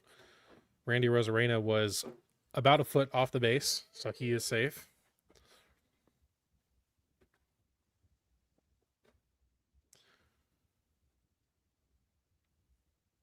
Jonathan Aranda is hard to pitch to. He's stocky. He's not, one of these tall power hitters. Having him and Kirk right next to each other, that's pretty, that's just hard for any pitcher. Yeah. Pitch from Matthew Boyd gets Aranda to swing and miss for strike 3. Woo. Mexico's first out of the 8th inning. And per Manny and per my broadcast, here comes Griffin Jax. Oh boy. Yeah, if you're Mexico, you're trembling in your boots right now with this one. I'm still I will forever be pissed that we did not get Griffin Jacks in that trade deadline. Yeah. I wanted him so bad. So Yeah, bad. I'm right there with you. I just Right don't know there if it with was you. realistic. I think he's just too good. Like he's closer level stuff. Well, it just what did the Rays even give away for him? Like, could we not have beaten that? I don't know. I don't know what the package was, but like, I don't remember. well, that, and I mean, can you believe that we were like basically 5 minutes away from getting Juan Duran too? Like, I know, right? ridiculous. So, So who did they're- Griffin Jacks go for? Taj Bradley, who was a really high end starting pitching prospect. Okay. Hasn't necessarily figured it all out. Had kind of his ups and downs in the majors. But like, would you have given up Emerson Hancock for Griffin Jacks? I don't think I would. Just based. Emerson Well, Hancock? It's a few years of Griffin Jacks though. It's kind of Yeah. my thing. I think the hard part is, I kind of understand why the Mariners didn't do it in the sense that, outside of Hancock, there was literally no depth whatsoever. So if you give for away sure. Hancock, you are just absolutely SOL if any of your starting pitchers go down. Yeah. So, but it's like there could have, I mean, it's the Rays at the end, or not the Rays. It was Minnesota at the end. It didn't have to be a pitcher. It could have been someone else, a higher prospect, right? It could have been, yeah. Maybe a top 15 of some kind. I don't know. Yeah. Yeah, I Maybe mean, you're top not 10. wrong. Taj Bradley was. I don't know if we really had what it took to match that offer. Probably not. But still, I can't believe we didn't get Duran too. Not in the. I can't believe they didn't. Like, I mean, at the end of the day, it's up to the other team to accept it. But still, crazy that we were that close. Duran would be such a good fit too. Oh, absolutely. I mean, we have so much power and speed already, but What's a little more? Yeah, and Duran, I guess, is a lefty, and we're already super lefty heavy, but yeah, but he's so good that it wouldn't have mattered. Like, yeah, I don't think he has like some crazy splits or anything. He does low key have some pretty nasty splits. Like they even platooned him a little bit in Boston at some points, which is like really like. He had an insane year 2 years ago, like a year or two ago. Alejandro Kirk is up to bat against Griffin Jacks. It's a quick 2-0 count, and it's not going to be 3-0. Griffin Jacks having trouble finding the zone early on. Is he going to give Kirk something to hit, or is he going to let Kirk be a base runner with only one out? Going to give him something to hit right down the middle. Kirk takes it for strike one.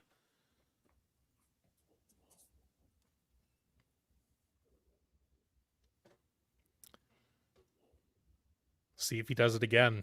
Kirk has the power. He does. Gives him something to hit. That was a bit more nicely painted on the outside. But it is now a full count for Alejandro Kirk. Could be the biggest out of the game.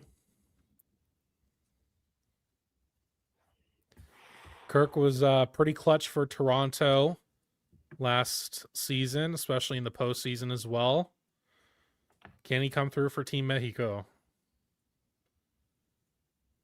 And it's going to be a ground out too. Looks like the double play is going to be turned. Wow. Damn, man. And that ends the inning and ends the Mexico threat. Griffin Jacks gets Alejandro Kirk 2, ground into a nice, what was that, a 6-4-3 double play, right? Yeah. That's Yep. what it's 6-4-3. technically is. There we go. Okay. Can USA tack on some runs, get a little bit of more insurance, or else they are probably going to be bringing in, I would imagine Bednar is kind of like their closer right now. Or Mason Miller, maybe. Probably Mason Miller. That's who I would go to. I hope Mason Miller. I love Mason Miller, man. He's awesome. Yeah, I mean, you got to face the Who are they going to face in the ninth? Let's see. Meneses, Nacho Alvarez, and Nick Gonzalez. Oh yeah, just overpower them with 100 miles an hour. Yep. Yeah. Well, it looks like for the USA, it's going to be Bryce, or is it Bryce? It's not Bryce Terang. What's his first name? Terang? Bryce don't remember. Terang, yeah, it's Bryce Terang. It is Bryce Terang. Okay, I was just thinking myself. When you stream for Alright. 3 hours, I everything know. starts to fade. I was like, oh, he's Bryce? Okay, I'm like, that doesn't sound right. Okay. Well, Bryce Terang, Bobby Witt Jr., and Bryce Harper will be up to bat. We'll see who Mexico puts up to the bump. That last guy, Reyes, got two punchies on one inning, so he could maybe go again. We'll see. Granted, they, at this point, only need one more inning unless they somehow tie it up in the ninth.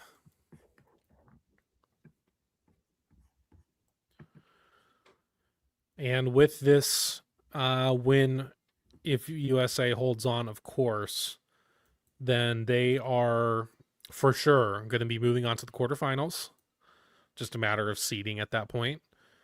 And then it's down to Team Italy and Team Mexico for that second spot out of Pool B to move on to the quarterfinals. I low-key in that scenario, I think I'd be rooting for Italy just because they're the ones that nobody expects. Oh yeah, Fair. me too. And then when is the final? I need to figure out when that is. I think it's like the 23rd. Pool schedule. The finals on the 17th of March. The 17th. People are Let's see. asking about on Twitter. I guess Randy went to go shake Cal's hand and Cal didn't, and people are trying to be like, "Seems pretty weird, huh?" Like, that's such a nothing burger. Well, if the finals looking interesting and fun, maybe we'll do another one of these live streams. We'll see. Hell yeah. Not sure on that. Just depends. I don't work that day, so I certainly could do it. It's just a matter of, frankly, if I care enough. If it's like Dominican Republic versus, USA or something, which I wonder if that's even possible. That it is. DR and Japan are low key gonna match up, like either the first or second round. So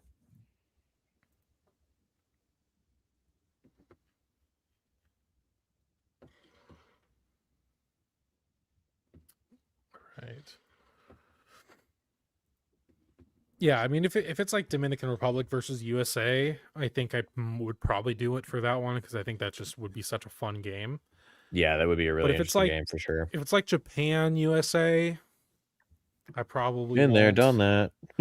Yeah, I'm not against Japan at all. Like, cool if they win it. It's just, I honestly like. I think Dominican Republic USA is probably the one matchup in the final that makes me giddy enough to like boot up a stream and sit here for multiple hours just to watch it. Yeah. So, frankly, because I mean, those Dominican Republic games have been so fun to watch, just ridiculously fun. oh yeah.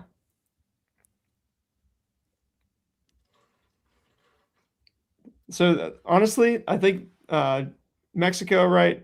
This is the first real like stud MLB pitcher they've thrown out there tonight. Robert Garcia on the Rangers even had 9 saves last year for him. Yeah. Damn. I remember. I recognize this guy. He's on the Rangers. He plays us. I recognize him. Yeah. Isn't he But the guy who you know, JP Crawford hit a walk-off bomb against last year? Was that right? I think that is right. Wow. The Ooh, one that that sounds he about beat right. the Yeah. absolute shit out of? Yeah, I think that was him.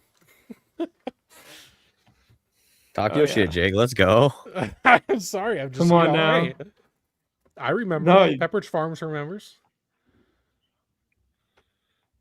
All right. Bobby Witt hits a foul ball for strike number 1. Got 1 out. Bryce Terang ended up grounding out to the pitcher.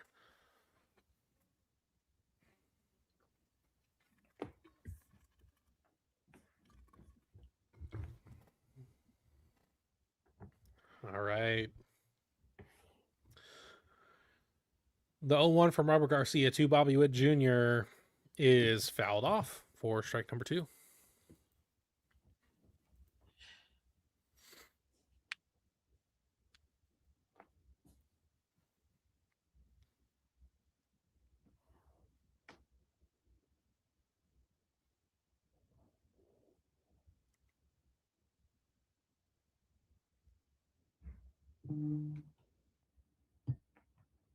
And ball 1 for Bobby Witt. Sorry, ironically enough, well, never mind. I was going to say if you go by OPS, it looks like Anthony's been the best hitter, but really it's been Schwarber. Schwarber has been the best hitter for USA right now. Bobby Witt lines one into left field, left center. Is he going to take 2? He is going for 2, and he's going to get in there easily enough. A nice double from Bobby Witt Jr. Bobby Witt might be the MVP of this game. The defensive stops he's had as well. Stolen base. Yeah. He's been doing it all. Hasn't struck out. I was so pissed during that dynasty draft. I was one spot away from getting Bobby Witt. I was going to pick him, and he got taken right before. So I had to settle for Juan Soto. Oh, gosh. Yeah. But still, I wanted Bobby Witt so bad.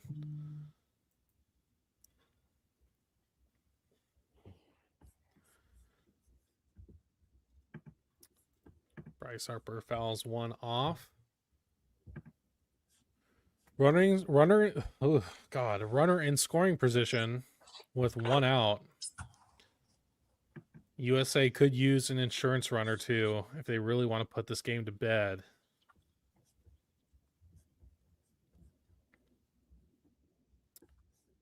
And Harper has a quick 0-2 count. Judge on deck. We will see a Aaron Judge at bat, or at least one more in this game.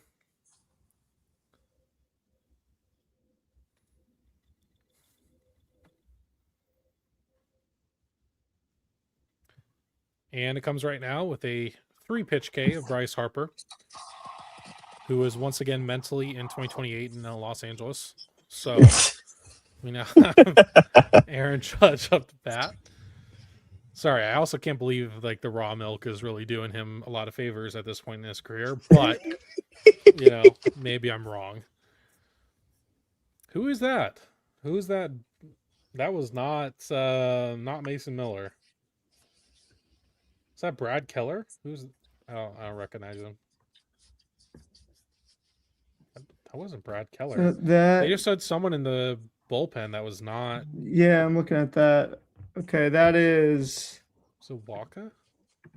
That might have been Waka. Whitlock. Yeah, it could be him too.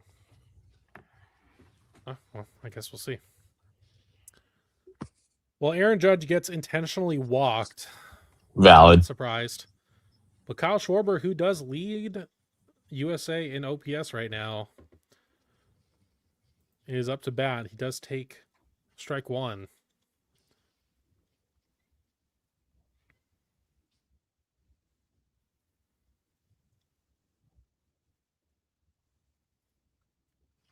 The 0-1 is fouled off for strike 2.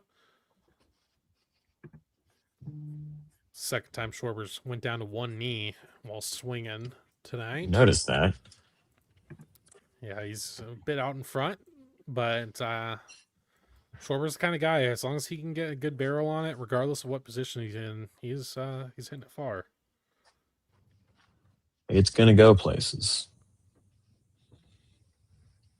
Way outside for ball 1. Bobby Witt maybe looking to steal third. We'll see. Probably not with 2 outs, but he's certainly capable of it.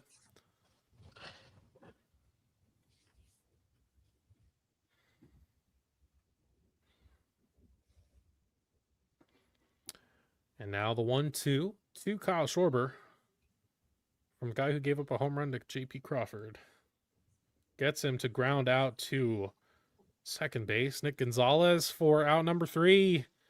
It is now time. Mexico down to their final 3 outs. They need 2 runs to at least tie it Don't know who's coming in to pitch yet, but we are almost. This is the pivotal point. Well, duh, it's the bottom of the top of the ninth. But see if Mexico can light off some fireworks. They've been great offensively all tournament thus far. Can they turn it on for a little bit more magic?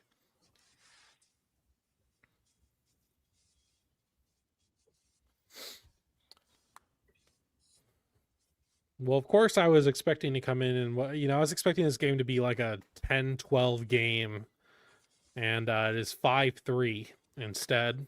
Have not exactly had the offensive production that I was expecting for this game, but that is okay. Still a good, tight game regardless, which is what you want ultimately. Yeah. And like I said, you never know. Mexico could get some magic right here. They're not out of it yet. If the middle of this order does it, it'll be the biggest thing they do in their baseball careers. I mean, Joey Meneses, hot stretch with the Nationals a couple years ago. Nacho Alvarez still in there. Are they going to pinch hit? That's another question. It is. Yeah, that'll be. Garrett Whitlock is coming in for the save for USA. No Mason Miller, no David Bednar. It is going to be Garrett Whitlock. Certainly an interesting choice.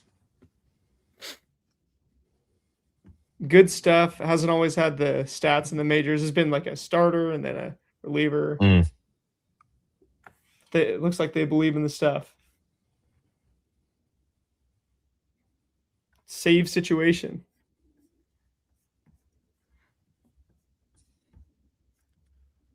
All right. And like I said, after this game, we'll do a quick little debrief after while I edit my WBC Canva graphics on screen.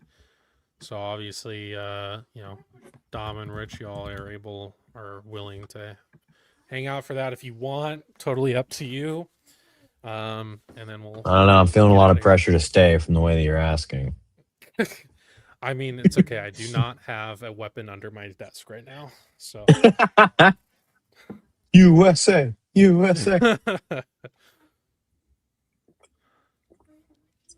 All right, here we go. Top of the ninth, last 3 outs for Team Mexico. Garrett Whitlock on the mound. Joey Meneses at the plate. Quickly fouls one off for strike number 1.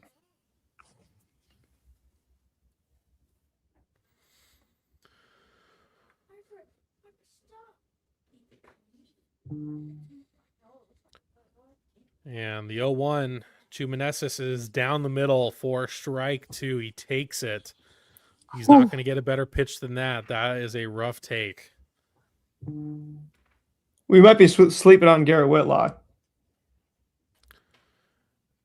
I mean, maybe. We'll see. Good night. Good night. I love you. His stats the last 2 years, 1.96 And ERA. Meneses gets one down the first base line. Oh, it is shit. a hit. Wow, leadoff single for him, an 0-2 count. Night. Good night. Good night. Love you. Night. Okay, things are getting interesting here. Alejandro I'm a jinx Osuna. factory. I'm a jinx factory for Team USA tonight. I say Jared Arozarena homer. He hits 2. I say we're not getting hard hit. We get hard hit a whole bunch. Say we're sleeping, on Garrett Whitlock. Joey Meneses goes the other way. Alejandro Osuna is batting for Nacho Alvarez Jr. First pitch is a foul ball. Dyken Park is loud right now.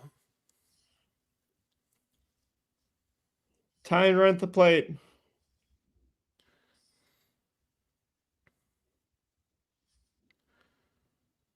And number 2 is maybe fouled off. Is it going to get all the way out to the crowd? It is for strike number 2.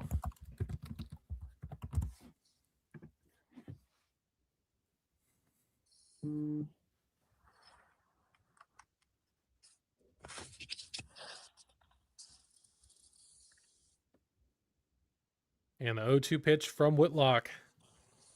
gets Osuna to swing and miss for strike number 3. So as the first out of the top of the 9th, Team USA is hanging on, clinging on to a 2-run lead. Ornelas is going to pinch hit for Nick Gonzalez. Another lefty coming in. Tirso Ornelas. This guy I played against in MLB The Show as a pitcher, like back the year that was like you go both ways. And for some reason, nice. this guy became a 90 overall in the save, and he would always hit a homer against me. So always got it. If he does it to the USA here, he's got one with a homer in this WBC. Yeah. Julian Ornelas fouls one off.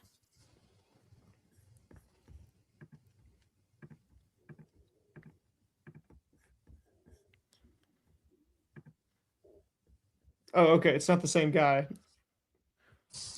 The 0-1 pitch from Whitlock is swung on and missed for strike number 2. A nasty changeup at the bottom of the zone.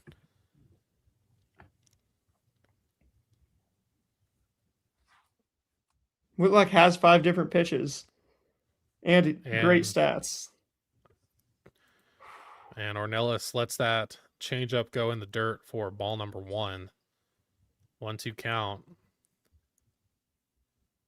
Sure they wish Jaron Duran is coming up right now, but he is not. He is still 2 hitters away after Ornelas. And another ball. So it's now a 2-2 count. It's evened up.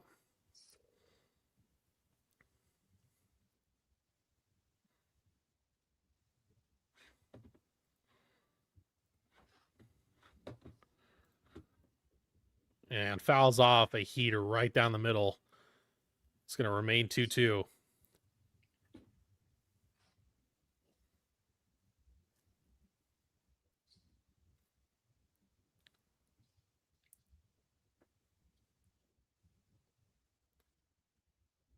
The 2-2 from Whitlock. Swung on and missed. Strike 3 is now 2 outs for USA. Mexico down to their last out in this game. Getting stressful. Then the Diamondbacks center fielder, Alec Thomas, is up to bat. Do it for Bob Nightingale. I was going to say, it would be fitting for him to be the one. And he leaves that changeup, slider for ball 1. Alec Thomas has struck out all 3 times he's been up to the plate thus far today. Oh, maybe Joey Meneses gives some. He deserves some credit. He is 2 for 2 off the bench, and he hit it the opposite way where nobody was. So, damn. Whitlock, the 1-1, is swung on and missed. Change up for strike number 2. Mexico down to their last strike of the game. Fans are standing up in the stands. Dyken Park, everyone there is on their feet. And Whitlock is going to step off for his first disengagement. We have a runner on second now. I did not realize that. Oh, wow. But now we know. Must have been a steal at some point that I did not notice. There is a runner in scoring position, however. Mexico needs 2. And that almost hit Alec Thomas, but it did not. It is now a 2-2 count. Wow. That almost clipped him in the foot. Ortiz on deck. Alec Thomas doesn't have a whole lot of pop, but he has enough to get out of the yard if need be. 2-2. And it is grounded out to Terang, who's going to throw it to first. That is it. Team USA wins. Team USA was up to 3-0 in Pool B. There it is. Team USA punches its ticket to make the quarterfinals in this World Baseball Classic, beating Team Mexico 5-3. So they move to now 3-0. And that moves Italy up to that second spot. Top 2 teams advance. It does. Yep. So now Mexico, they have to win. They have to win out at this point. They do not have any leeway with Team Italy breathing down their neck right now. Big win for Team USA. Guaranteed a spot in the WBC quarterfinals. And that's going to be it for the game. All right. All right. All right. What do we think?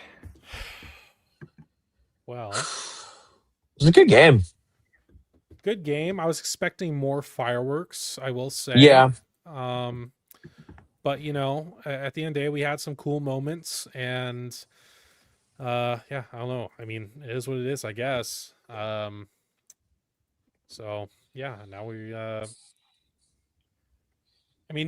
knew Team USA was going to make it, right? Like, I mean, it was almost a foregone conclusion. It kind of felt like. It's possible that it doesn't happen, but I'd be surprised.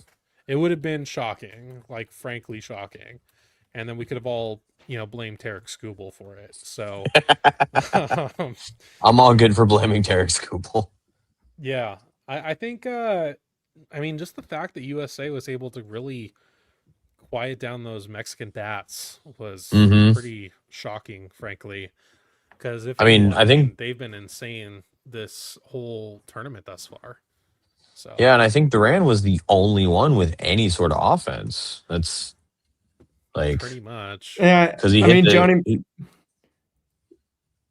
was gonna say because he hit the 2-run homer and the 1-run. Like that's all 3 of your runs right there. So I guess so. And Joey Meneses had an RBI as well. Wait. So I must be missing something. It was that they. I guess both of those Duran shots were solo shots. Oh, okay. And then I thought one of them was a 2-run as well, but yeah. You didn't like Randy Arozarena 0 for 3 with strikeout. Some of the other big like the bottom of the lineup for Mexico, 6 hole and beyond, nobody had a hit. That's like over what 16. Yeah, So, you can't bring that to face Team USA in the stacked lineup that they are. I think that goes back to the fact that you have to play the hot hand to some degree in this tournament. You can't be waiting for guys to get hot. Randy, had so much success in this tournament because he comes into it, he gets on his hot streak, and the tournament, is his hot streak. Like that playoffs with the Rays, same thing. July of last year with the Mariners, same thing. But with Team USA, didn't sub anybody out, no defensive substitutions, no pinch hitters, no pinch runners. I don't know, like, do you move Bryce Harper down in the order? He did get a hit there and did score a run. But Alex Bregman, homered in both of the exhibitions, over 3 in this one with a walk. Do you move him down? Byron Buxton has not necessarily been hitting, getting on base with a walk here, but everybody got on base. That's good. But I guess except for Cal Raleigh scored a run. So yeah, everybody got on base because he got hit. Right. But you look at the USA lineup, it's like there's other guys that, Gunnar Henderson, Ernie Clement are the 2 names that come to mind. It's like those guys really holding it together. Yeah. And you've even got, on the pitching side, I would say I was more, I was like pleasantly surprised by Mexico's pitching. The only guy that I had any sort of knowledge of before today was Robert Garcia. But Manny Barreda, Jesus Cruz, Luis Gastelum, Alex Carrillo, Sammy Natera Jr., Daniel Duarte, Gerardo Reyes, they combined for 8 innings, 5 earned runs, sure, and then 6 walks, 10 strikeouts or 9 strikeouts. I don't know. Quite a bit of swing and miss in their games. Like watching them, it didn't look like Mexico's pitching was just. By the way, 1 second. You're good. Bet. Yeah, they weren't just overpowered on the eye test the way that I kind of thought they would look. Like Brazil's pitching avoid the strike zone completely. Same thing with Great Britain to a degree, but not Mexico. Yeah, they weren't afraid. They weren't afraid, and it's like it's one of those things where when you're aggressive like that, that can be a game plan that wins you a game. Like they were never out of this game. They only lost by 2 runs. Like pretty. They, like I said, they were aggressive. They weren't afraid. Yeah, when you're the underdog, you have to take some chances. Yes, And absolutely. they did that. They were saving Andres Muñoz clearly for if they needed him Yeah, late in this game. They saved Robert Garcia as well. Probably their 2 best pitchers. yeah, Then their other guys came in and they went and attacked the U.S. hitters. They were throwing strikes, so yeah, got to give yeah. them credit there where it's due. And I don't know. I think they knew that the U.S. was going to be pretty conservative versus Mhm. against them. I mean, to be fair, like if Mexico doesn't start this game with what was it, 5 innings of having to face Paul Skeens, maybe this game looks a little different. Oh yeah. Like weird stat, right? Always look, Mhm. try to go beyond the obvious stats. Weird stat, Mexico. So the US, what I'm trying to add it up the pitches, like so 60 from Skeens, 8 from Clevenger, 56 from Boyd, then 6 and 17. So it's like somewhere around 110, 124, 130, 147 pitches thrown by the USA pitchers. But the Mhm. USA it seems like made Mexico throw a lot more pitches, just get deep into the at bats. Yeah, yeah, that's gonna make a big difference. Oh yeah. So if I had to and also Paul Skeens walked one batter. He walked who was it? Jonathan Aranda, I think, to start Mhm. out the game. And after that, Team USA, not a single walk. So Yeah, the Mariners, right? They got the philosophy control the zone. Team yep, USA used that control the zone philosophy tonight for sure. and it worked. It did what it's supposed to. Oh yeah. Defense played a huge role. Obviously, those 2 big laser beams from right field, Yeah, both from Duran gunning down. Who was it at the plate? uh, Duran gun down somebody at the plate, and then Judge, the absolute cannon, oh my to god, yeah, Fairway. that some good defense in this game for sure. And I think that was one of the more obvious things when looking at like the Brazil game too. Yeah. Great Britain had pretty good defense, especially Trace Thompson's catch. That's the best catch of 2026 so far. Yeah, yeah, But then looking at Brazil, it was like the defense there just wasn't even half of what the US was. I mean, extra bases getting taken left and right, and yeah. led to crooked number.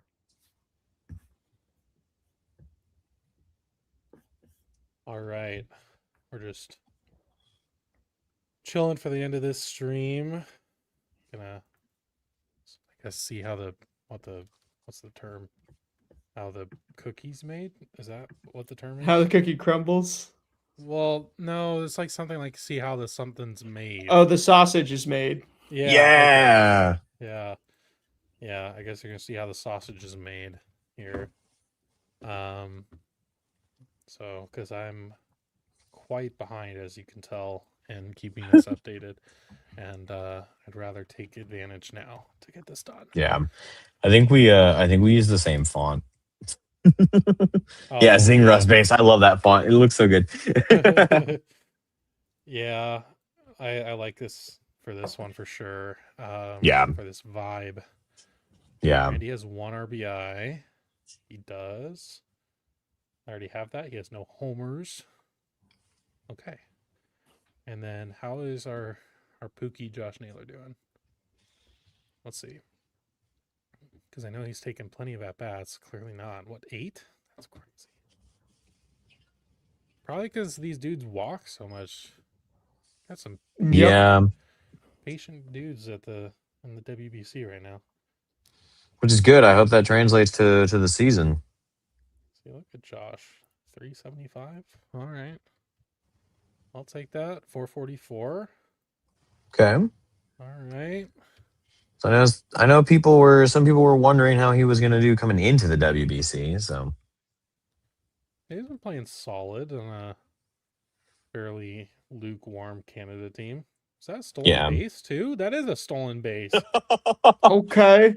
He does. Have a Okay, I stolen see base. you. All right, Josh. Wow. Does not have a homer though. Well, That's he's okay. washed. Just one RBI. All right. Well, I think that's done, and then let's see how we know our boy Canzone. We know he has some. He's had a couple nukes. Yeah, he's been lighting it up. Oh, I think this one is up to date. 200, 300, 556. 1, 2, 4 RBIs though. That's my goat right there. Just one homer. All right. Miles Mastroboni, where are you? That is the question. So He's not here. So Italy, didn't play today. Yes, I just. He does not have an at bat, maybe. Where is he? Is he not? Was he shortstop? I think he was shortstop, not second base. Loki. Where is he? No, there's another page on. If you go down, that says Oh, next. there. Yeah. Oh. Oh boy.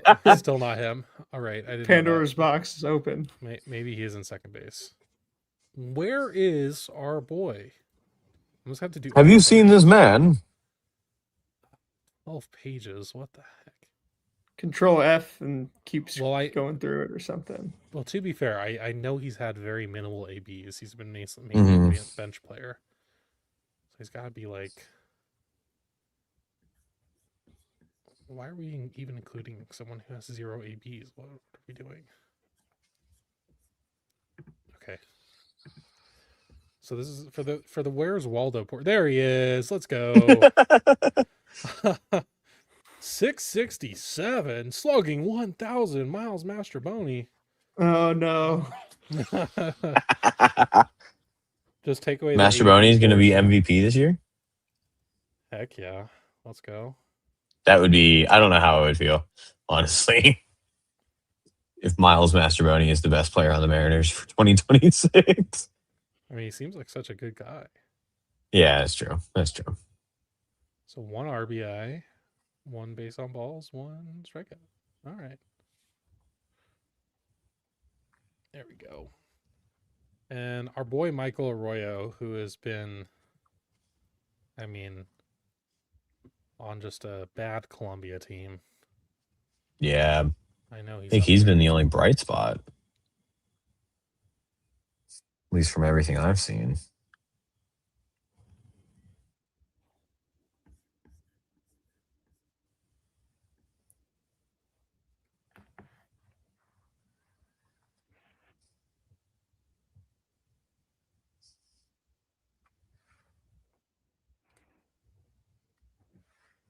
Right. Okay. Whoa. Where's Michael? Yeah, there he is, right at the top of the ABs. They've been relying on him. He had a well, okay, I was gonna say he had a decent WBC. I mean, the OPS is good, but mainly just due to the slug. Oh wait, I'm looking at the wrong person. 308. Okay. That's okay. Yeah, that'll play. That feels like a very Michael Arroyo stat line right there.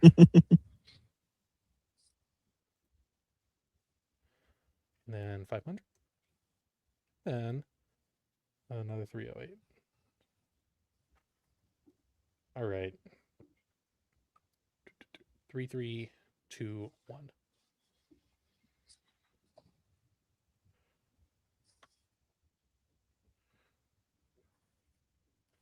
Okay, we're halfway there. We've got the pictures. See, okay, the pictures Living on is a where I've prayer. had the pictures is where I've had the problem, and this is where like I've had people legitimately missing. Like I've had a hard time finding Abdiel Mendoza. I've had a hard time finding Zuniga before and all that. So let's see what we find. I really like Zuniga from what I've seen in spring training. Like he's like 6'5", 230, has quite a bit of power just behind, like in his frame and stuff. And I mean, he throws hard. I don't know. I think there's some more control in there to be unlocked, but he's an interesting guy. I would not be surprised to see him on the Mariners at some point in 2026. Yeah, I think he's had a rough tournament thus far. Oh yeah. We have Dane Dunning, so we found him. I'm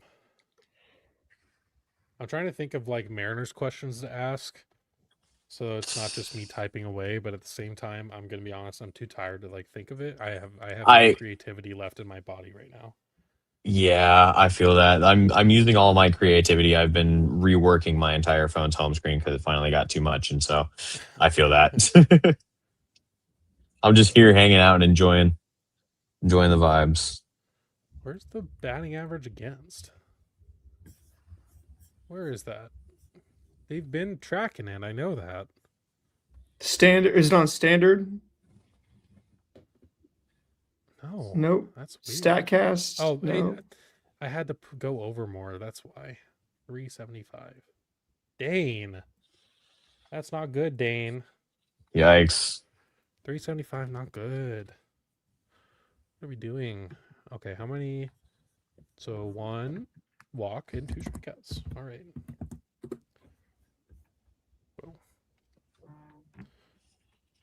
And 1. All right. And now it's a matter of, okay, we'll keep scrolling until we find the next person. Let's see. Who are we going to see next? Is it going to be Pedro da Costa Lemos, who I don't even know if he pitched at all during this whole tournament, even though he's on the Brazil roster? I guess. Oh, there's Abdiel Mendoza. 1.2, 0 ERA. Okay. Cy Young Abdiel Mendoza. 0.6 whip. All right. I messed that up. That's where I couldn't find him, and so I had to calculate on my own. I don't know how to do that. I'm not good at math. Hey, gents, I got to run off real quick. If you guys are back when I get back, then hell yeah. Otherwise, I had a good time. I will see you guys for the next one. Thank you. Of course, yeah. We'll Great probably be meeting off you, in the Rich. next like 10 minutes. Yeah, good meeting you, Dom. And Jake, as always a pleasure. In fact, I think you're in the same shirt that we recorded in, which is kind of funny. I just really? Maybe. I just realized I was like, huh, interesting. So, all right, y'all. I will catch you all at the next one. It was a pleasure. Okay, sounds good. You as well. We'll see you maybe opening day. Yep. All right. Bye-bye. Awesome.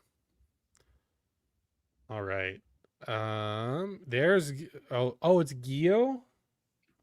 Yep. Lucas. Oh, I thought it was Guillermo. Yikes. I've only Okay. seen Gio, but maybe I could have it's swore short I for saw Guillermo. Ooh, well, I feel bad that I messed that up that bad. Think you'd understand. Yeah, maybe I'll hit him up. I'll find him, get him on the pod, and be like, "Hey, sorry about this one thing." See, 1 inning pitched,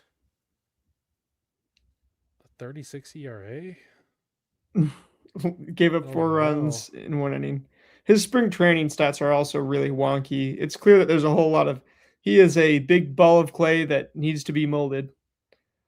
Yeah. Okay, 36. There it is. Okay. Who go ahead and go on like any kind of like dark horses in Tacoma that you think are going to be Ooh. good at All right. for us? Yeah, year? based on spring training and stuff, and just anything. Let's see. So, I mean, first of all, Andrew Kinsner, I just think is underrated. I think that, I mean, he hit 307 with a 137 WRC plus last year in the second half. So, like down the stretch last season, he was really good. Not an everyday player, but as far as backup catchers go, he's also really good at framing. Like he started catching, I think, with 1 knee down, like 2 years ago, and then he went from catching with both knees down, being just like okay, like not kind of a little below average to being really elite at like framing and a few other things. So I think Kinsner is just underrated. Other than that, I think, I mean, Ben Williamson was always the answer to this question. And I mean, I thought he would have been so good as a 9-hitter. Ryan Bliss obviously gets forgot about a little bit. For him, I think it's as he gets healthy, as he builds back, all that soft tissue and stuff. It takes a while to build back, but I could see Ryan Bliss being a big time contributor like next year or late this year, just depending on the way things shake out. Let's see. As far as AAA, Carson Taylor, he's the one player the Mariners took in the Rule 5 draft. He's hit a couple bombs in spring training. Like almost 27 years old. Former Dodgers 4th-round pick in 2020. I think he has a little bit of juice, first base type. And Spencer Packard, he can really, really hit. I think Spencer Packard is going to be, along with probably Ryland Thomas and Brennan Davis, Spencer Packard's going to be like one of the best hitters in Tacoma. Okay. Will Wilson, a guy who's been in the big leagues, who is going to be in Tacoma. He's going to be interesting. He was the 15th overall pick back in 2019 too. So something there. Brock Rodden obviously having a good spring. Projected in AAA. Victor Labrada, when I worked for like this football training organization a couple years ago, he was the only like big time baseball player that trained with us. But Victor, I've met and knew him when he trained there, and I mean I got to see him do speed work, and he is. I mean that. So I knew him because of his speed, but he's also just got a great attitude and everything. It sucks that he got injured in spring training, but big fan of him. Let's see. Anybody else? Got to go to the pitchers. Yeah, Ryland Thomas I mentioned. Brennan Davis I mentioned. Both of them. Probably those are the two biggest time prospects or guys that like early season prospects in Tacoma. Not including like the Colt Emersons and stuff. Okay. Blas Castano, I think he started a game for the Mariners last year. He was up with the Mariners. He definitely came in relief. As a starting pitcher, I'm not sure what he does extremely well. I know he took the loss in the game today, but kind of excited about him. I say excited about him, not excited like, oh, this guy's going to come up to the big leagues and be a star, but Yeah, a guy who can contribute. Yeah. And then the relievers, you got the world famous pile of, Robinson Ortiz, Troy Taylor, Alex Hoppe, Ryan Ludos, Cole Wilcox, Domingo Gonzalez, Yosmer Zulueta, Josh Simpson. Josh Simpson, I made a little video about that did pretty well. And I heard from somebody on Twitter that he has like a new pitch, somebody that I think like played with him in college or something. Okay. And then the dude deleted the tweet, making me think it's like something he wasn't supposed to put out there. But Josh Simpson already has 6 pitches. So to add one more to that pile, I mean, people wouldn't even know what it was until it started working really well. If I had to pick some of these guys to contribute, I think Simpson, because at some point you're going to need another lefty. And I think he's just pretty interesting with a whole bunch of pitches. And the Marlins thought he was like a high leverage guy last year at some points. They gave him some chances to do so. So he interests me. Cole Wilcox was a big time prospect at one point for the Rays. And he switched to a reliever at some point. So I don't think he's fully been unlocked yet. Then Ludos, Hoppe, and Ortiz, the organization got right as the offseason started. So all those ones, they did that for a reason. They should probably see the big leagues at some point as you manage innings throughout the year, and excited to see what they do with them. And yeah, Very cool. Yeah, I mean, I don't know a whole lot about the Tacoma guys. I'll definitely be doing more research about them through, before I'll go up there again this year. I'm sure it's just a matter of when and all that. But still, I mean, it's nice that we at least have some depth coming in Tacoma with some solid position players, and Brennan Davis is probably going to be one of them. He's having a really good spring, so yeah, it's going to be a very cool experience to see who can help this year for sure. All right, Absolutely. we have 1, 2, because Julio is also in it now. 1, 2 for sure, and then 3, 4. So 5, 6 Mariners have 6 M's players have secured their spot in the WBC quarterfinals. I'll do that. Okay. And that's done. There we go. All right. Well, I'm exhausted. We're at 3 hours and 47 minutes. Me too. So yeah, anyone who is still watching, if there are any people watching, thank you so much. We appreciate it. Check out Dom's channel. I did an interview with him recently, so you can find it in my collaboration section on my channel. Same thing with Rich from the 12 Innings podcast. Same thing. He did a collaboration recently, so can also check that in my collabs folder. And then Jay's Trident was on earlier. I mean, we know Jay. You'll find him at Jay's Trident podcast on YouTube as well, so go check them out. But don't know if we'll be back here for the World Baseball Classic final. We'll see. Depends on how that's shaping up. And then we will for sure be back here on opening day for the Mariners on the 26th of March. Looking forward to it. But that's going to be it for this stream, and I will see you later. It's going to play a video, by the way, Dom. That's going to play for a couple minutes, so up to you if you want to just take off. Up to you, but I'm going to play that. So yeah, just letting you know. Okay. All right. Thanks for having me on, Jake. It was a blast coming on your channel, and can't wait to do some more watch alongs in the future. This is my first time coming on anybody's channel or doing any sort of watch along. So it was a blast. Absolutely. We'll be getting into it in this Mariners season for sure. But that's going to be it. Bye.